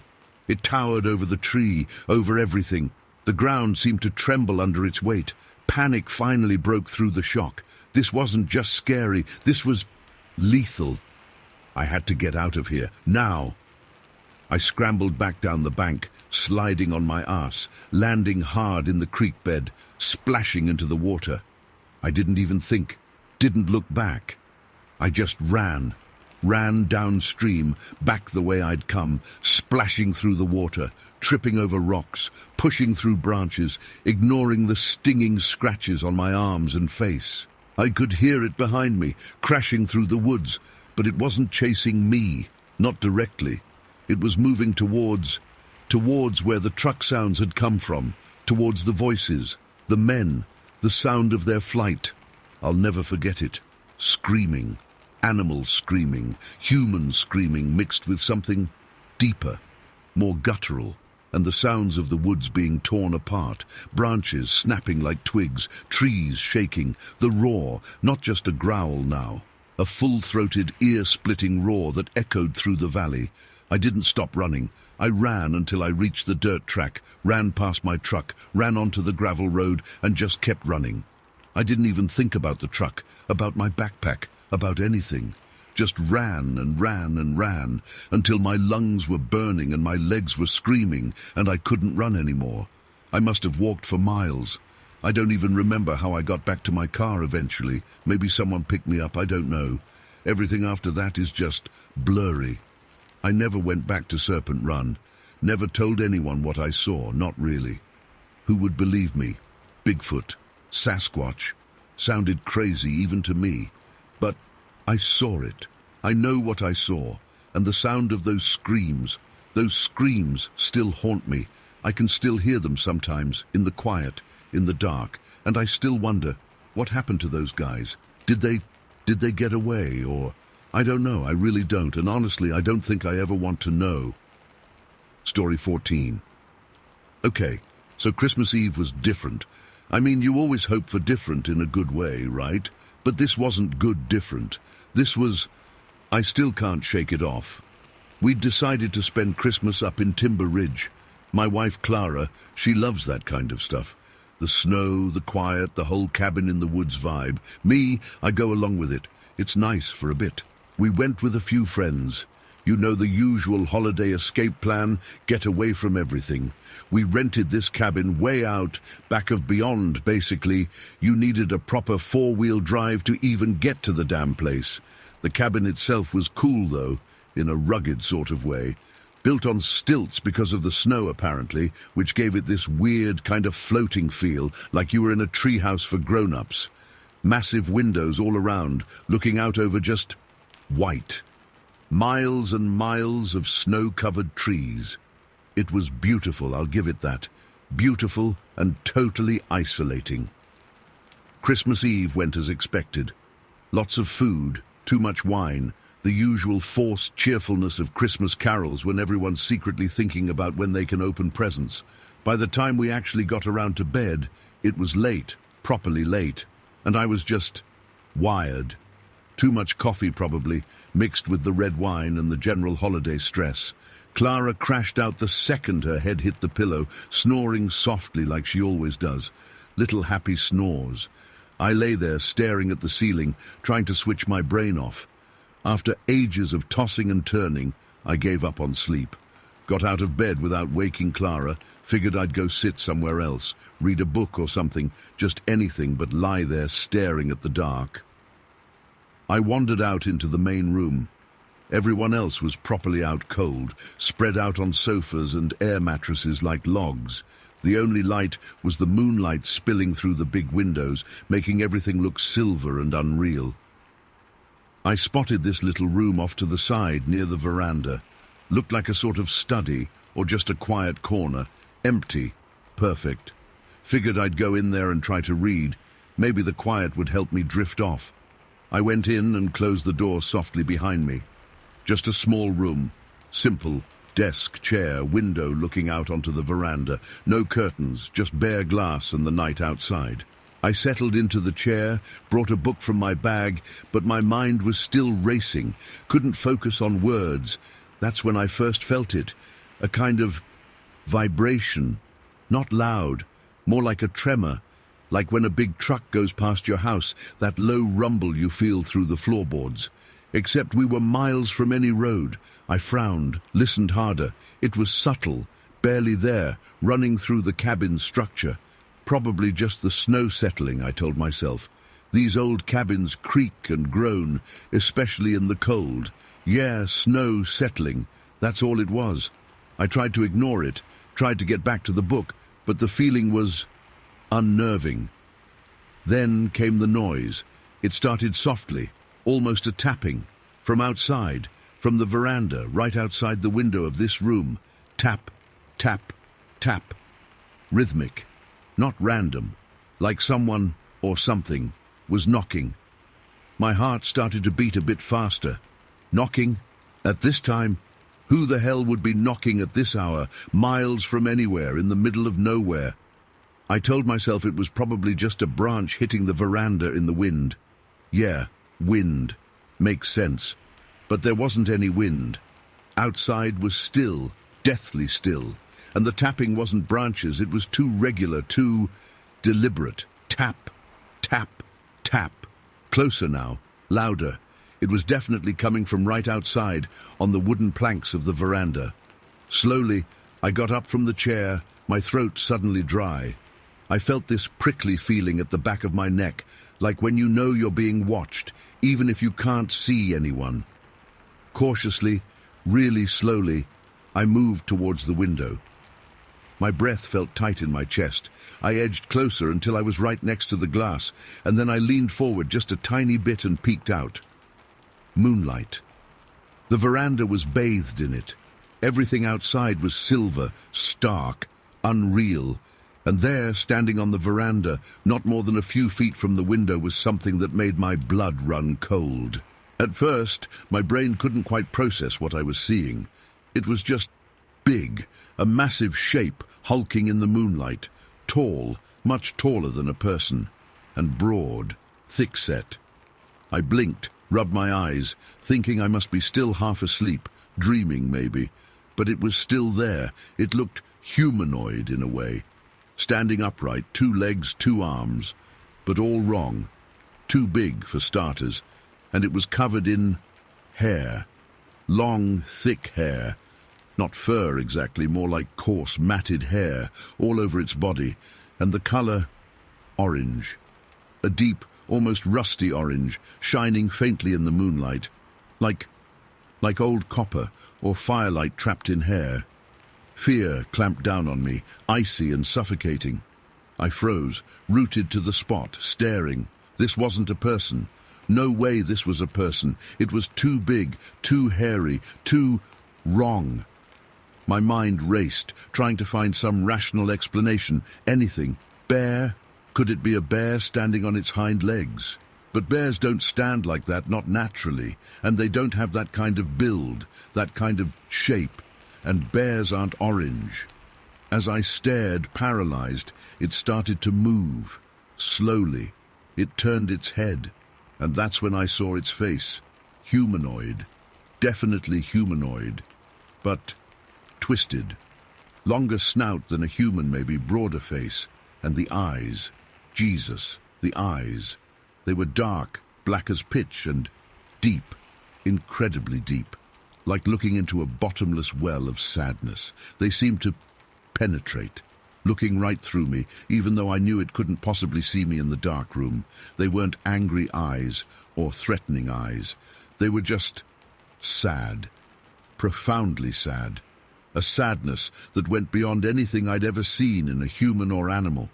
It was a soul-crushing sadness, radiating from those dark, deep eyes. It was unsettling, disturbing in a way that went way beyond just being scared. The creature, whatever it was, seemed to be searching. Its head moved slowly, scanning the veranda, the snow beyond, the trees. Its movements were hesitant, almost lost. It took a step, then stopped. Another step, then paused again. Like it was looking for something but didn't know where to find it or even what it was looking for. And then I realized something else. Something that added another layer of wrongness to the whole thing. The dogs. Our friends had brought their dogs, 2 big, boisterous Labradors. Usually they were barking at every little sound, yapping at squirrels, chasing their tails, just being dogs. They were kept in kennels outside, under the eaves of the cabin, to be out of the way. But usually we could hear them, even from inside. But now, silence. Complete, utter silence. I hadn't heard a single bark since we'd gone to bed. That's weird, I thought. Really weird. They're usually so noisy. I strained my ears, listening for any sound, any bark, any whimper. Nothing. Just the rustling of the wind in the trees, and the faint creaking of the cabin itself, and that rhythmic tapping sound which had stopped when the creature had come into view. My eyes darted around, trying to find the kennels. From this window, I could just see a corner of the veranda and the snow-covered yard beyond. The kennels should have been just around the corner, but I couldn't see them. I couldn't see the dogs either. It was like they'd just vanished. Fear turned into something colder, something deeper. Not just fear for myself anymore, but a sense of profound unease. Something was wrong, terribly wrong. And this thing, this creature outside my window, was somehow connected to it. I could feel it in my bones. Then, suddenly, it moved. Not hesitantly this time, but decisively. It took a step towards the edge of the veranda, towards the open, snow-covered ground. And then it jumped. It jumped down from the veranda, a smooth, surprisingly agile leap for something so huge. It landed silently in the snow, barely making a sound. And then it was gone. Just disappeared. Into the shadows of the trees, swallowed by the darkness and the snow. Vanished. I stood there frozen, staring at the empty veranda. The moonlight still bathed the wooden planks, the snow glittered, the trees stood silent and dark. But the creature was gone, just like that. Gone. I stayed at the window for what felt like ages, not moving, not breathing, barely blinking, listening, waiting. For what? I didn't know. For it to come back, for some explanation, for the world to make sense again. But nothing happened. The silence returned, deeper than before. The cabin creaked softly around me, a normal, everyday sound now, suddenly reassuring in its normality. Slowly, like moving through treacle, I backed away from the window. My legs felt weak, shaky. My heart was still hammering against my ribs. But the cold fear had started to recede, leaving behind a hollow ache. I didn't know what I had seen. I had no idea what it was. And honestly, part of me didn't want to know. I stumbled back to the chair, sank down into it. Sat there for a long time, just staring into the dark room, trying to process what had just happened. Trying to convince myself it had been a dream, a hallucination, anything but real. But the icy feeling in my veins, the lingering tremor in my hands, that felt very real. Eventually, exhaustion started to creep in. The adrenaline wore off, leaving me drained and empty. I got up, went back to bed, slid in beside Clara. She didn't even stir. I lay there staring at the ceiling again, but this time my mind wasn't racing anymore. It was just numb, empty. The fear was still there, buried deep, a cold weight in my chest, but it was muted now, dulled by shock. Somehow, eventually, I drifted off to sleep. Morning came, bright and clear, the sun glinting off the snow, making everything sparkle. Christmas morning, like nothing had happened, like the night before had been just a bad dream. We all woke up, groggy but cheerful, started opening presents, making breakfast, the usual Christmas morning chaos. The dogs reappeared too, bounding back to the cabin, tails wagging, acting like nothing was out of the ordinary. Kennels were empty and fine, just like always. No sign of anything wrong. They were just there, like they'd never been gone. Everyone was happy, laughing, festive. Clara was excited about her new scarf. The friends were planning a day of snowshoeing. And I I just went through the motions, smiling, opening presents, making small talk, but inside I was still back there, in that dark room, staring out at the orange-haired creature in the moonlight. The sadness in its eyes, the silence of the dogs, the jump into the darkness. I haven't told anyone what I saw that night, not Clara, not our friends. Who would believe me? They'd think I was crazy, drunk, imagining things, and maybe they'd be right. Maybe it was just my mind playing tricks on me, fueled by insomnia and too much wine. Maybe. But deep down, I know what I saw. I saw it, and I felt it, and it's changed something in me. I look at the woods now, at the snow, at the silence of the mountains, and I see something else, something hidden, something that moves in the shadows, something ancient and unknown, something sad, something out there. And I can't shake the feeling that it saw me too. And that sadness, it was a warning, or maybe a plea. I don't know. I don't know. And that's the thing that really gets to you, isn't it? Not knowing. And knowing you'll never really know. It just stops there, just like that. Stopped. Story 15. The heat was thick, pressing down on everything, even inside the housing on base. You know that Florida heat, the kind that doesn't just sit on your skin, but seems to get right into your bones and make you sweat just sitting still. Summer of '73, Homestead Air Force Base.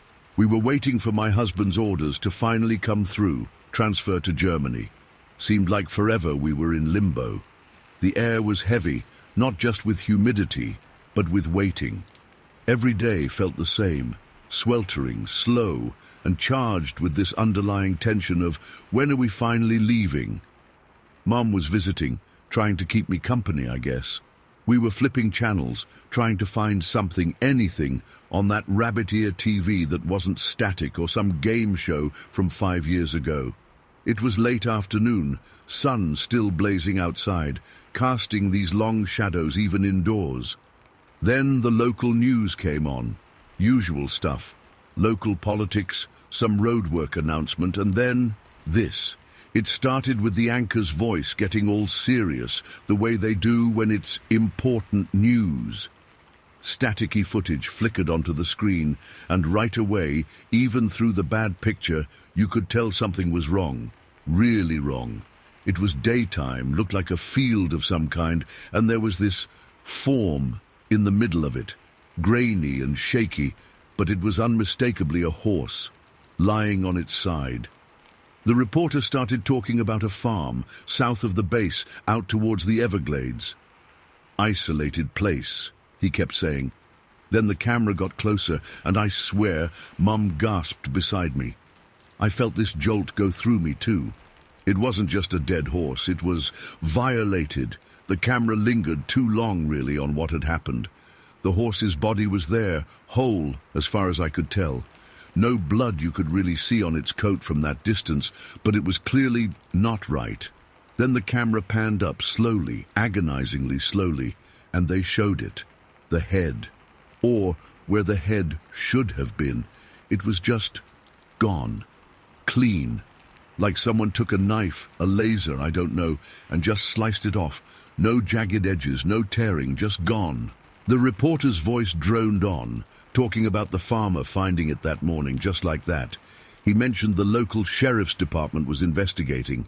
Then they cut to this guy, introduced as a local investigator, but he looked different, not a cop. Older, kind of rumpled with this wild look in his eyes. "We're exploring all possibilities," he said, in this slow, deliberate way, like he was choosing his words really carefully, but also like he believed every word he was about to say sounded completely insane to everyone else.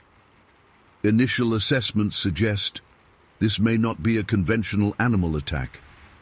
Mom and I exchanged a look then. Conventional animal attack? When a horse is decapitated? What was that supposed to mean? Then he dropped it.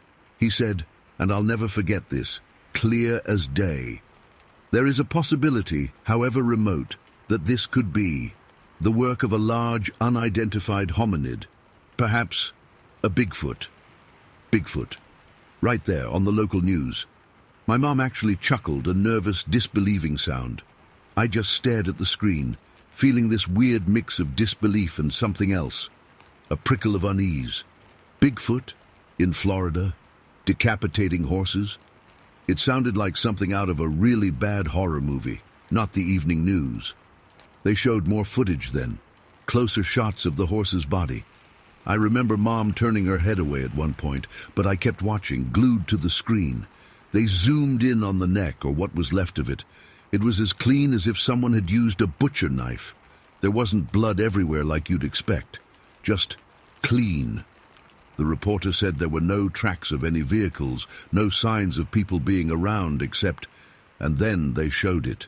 This picture of the ground, muddy, swampy-looking earth, and right there, clear as day in the center of the frame, was this footprint.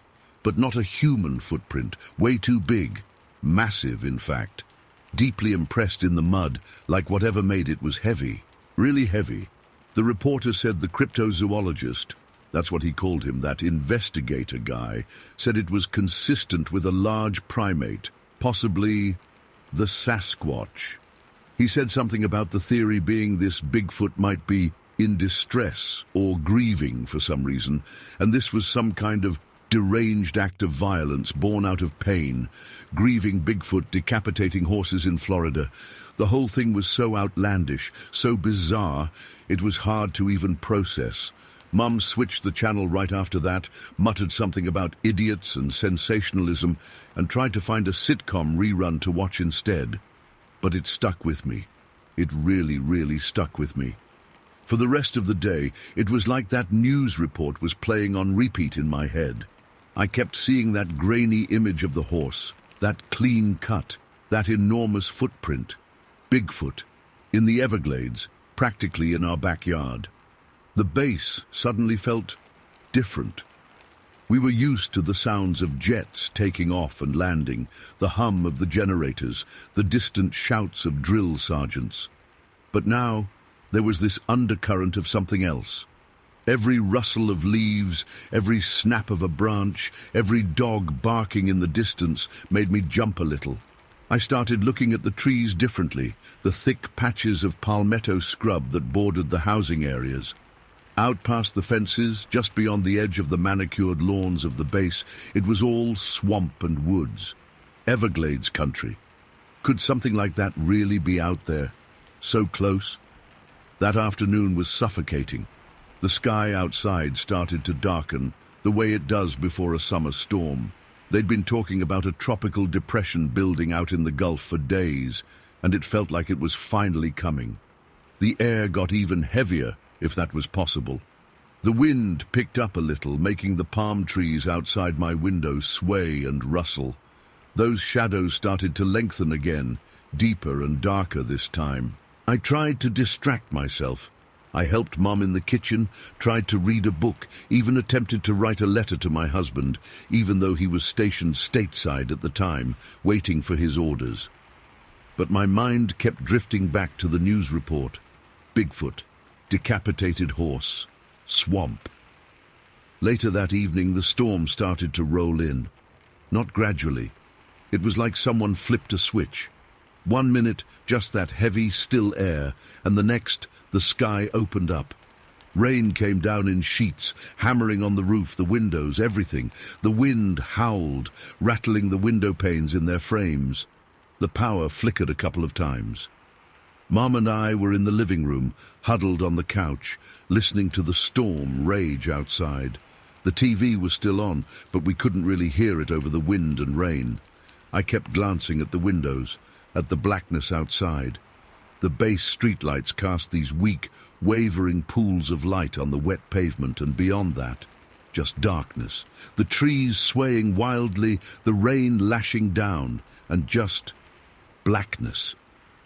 It was during one of those power flickers, when the lights went out completely for a few seconds, plunging us into absolute darkness, except for the lightning flashes outside, that I heard it. At first, I thought it was just the wind, or maybe the house settling. a low, rumbling sound, deep and resonant, like something big. But it wasn't the wind. It wasn't the house. It was coming from outside. I froze. Mom must have heard it too, because she went still beside me, her hand gripping my arm tighter. We both listened, straining to hear over the storm. Then it came again. Rumble, rumble, rumble. It wasn't quite a growl, not like an animal growl, but it was low, guttural, almost vocal, like something large, breathing heavily, making sound deep in its chest. It seemed to come from the woods, just beyond the back fence of the housing area, close, uncomfortably close. My heart started to pound. I could feel it hammering against my ribs. The hairs on the back of my neck prickled. I swallowed, my throat suddenly dry. What is that?" Mom whispered, her voice barely audible above the storm. I shook my head. "I don't know." But inside, a cold dread was forming, solidifying into something real and terrifying. Bigfoot, the news report, the swamp, the horse. The rumbling sound came again, closer this time, and then something else, a crashing sound, like branches breaking, heavy things being pushed aside. Whatever it was moving closer to the houses. I got up slowly, my legs feeling shaky. I went to the window, peered out into the storm. The rain was blurring everything. The wind was making the trees thrash wildly. Lightning flashed again, illuminating the yard in a brief, stark white light. For a split second I saw something. Just a glimpse in that flash of lightning. Something dark, massive, moving at the edge of the woods right by the fence. It was too big to be a person. It was bulky, indistinct, swallowed up by the rain and the darkness. But it was there. Something was there. Then the lightning was gone, and it was just blackness again, the sound of the storm, and that low, rumbling noise, closer now, definitely closer. It was like something was circling the back of the houses, moving just within the tree line, unseen, unheard, except for that deep, unsettling rumble and the occasional crack of a branch breaking. Fear, real, primal fear, coiled in my stomach. I grabbed Mom's hand, pulled her up from the couch. "Come on," I said, my voice trembling slightly. "Let's go to the bedroom, away from the windows." We moved quickly, huddled together, into the back bedroom, further into the house, away from the woods. I closed the blinds, even though it was pitch black outside anyway. I could still hear the storm, the wind howling, the rain lashing, and that rumble. It seemed to be all around the house now. A low, constant vibration in the air, like something enormous was pacing just outside. We sat on the bed, Mom and I, just listening. Every gust of wind, every clap of thunder made us jump. But under it all, there was that persistent, low rumbling. It went on and on. It felt like hours, though it probably wasn't. Time seemed to stretch and warp in the storm-filled darkness. Then, just as suddenly as it had started, it changed. The rumbling stopped. Just stopped. The storm was still raging, the wind still howling, but that deep, unsettling sound was gone. Silence, except for the natural sounds of the storm. I held my breath, listening, waiting. Minutes ticked by. Nothing. Just the wind, the rain. The storm seemed to be moving away slightly, the wind maybe a little less fierce. Slowly, cautiously, I got up again. I went to the window, peeked through the blinds. Just a sliver. Blackness. Rain. Wind-blown trees. Nothing else. No dark shape at the edge of the woods. No rumbling sound. I stood there for a long time, just staring out into the darkness, listening. Slowly, the tension in my shoulders started to ease, just a little. Maybe it was gone. Maybe it was just my imagination, fueled by that news report, the storm, the darkness. Maybe it was just the wind playing tricks with my ears. But even as I tried to convince myself of that, I knew deep down it wasn't just the wind. It was something else, something big, something unknown, something that had been right there, outside our house, circling in the storm. The storm eventually passed. The rain stopped, the wind died down, the power came back on. We didn't sleep much that night. Every creak of the house, every distant sound, made me jump again. We stayed up late, just talking in low voices, trying to make sense of what had happened, but there was no sense to be made. The next morning the sun came up, bright and hot, steaming the wet ground. The base looked normal again, every day. Jets taking off, people going to work, birds chirping, sunlight on the green lawns. It felt almost unreal, like the storm and the fear of the night before had been a dream. I went outside, walked around the back of the house. The ground was soaked, muddy. Branches were down everywhere from the storm. But there was something else. Near the edge of the woods, by the fence, where I thought I'd seen something in the lightning flash. The grass was flattened, trampled down in a wide path leading into the woods, like something heavy, something very heavy had been walking there. I followed the trampled path with my eyes as far as I could see into the trees. Dark shadows under the canopy, the swampy woods stretching out beyond the base, towards the Everglades. And a cold knot of unease tightened in my stomach again. We left Homestead a few weeks later, finally got our transfer. Germany was a different world, different weather, different everything. But even now, all these years later sometimes, when it's stormy, or when I hear a deep rumble somewhere, I remember that night. That dark, stormy night on the base, and that sound, that low, rumbling sound from the woods, and I can't shake the feeling that whatever it wasn't just the wind. And I still wonder, sometimes, about that horse, and that footprint, and what was really out there in the dark, that night at Homestead. I never told anyone about it, not really. Who would believe it? Bigfoot at Homestead Air Force Base. Sounds crazy, right? But I know what I heard, and I know what I felt that night, and to this day I can't explain it.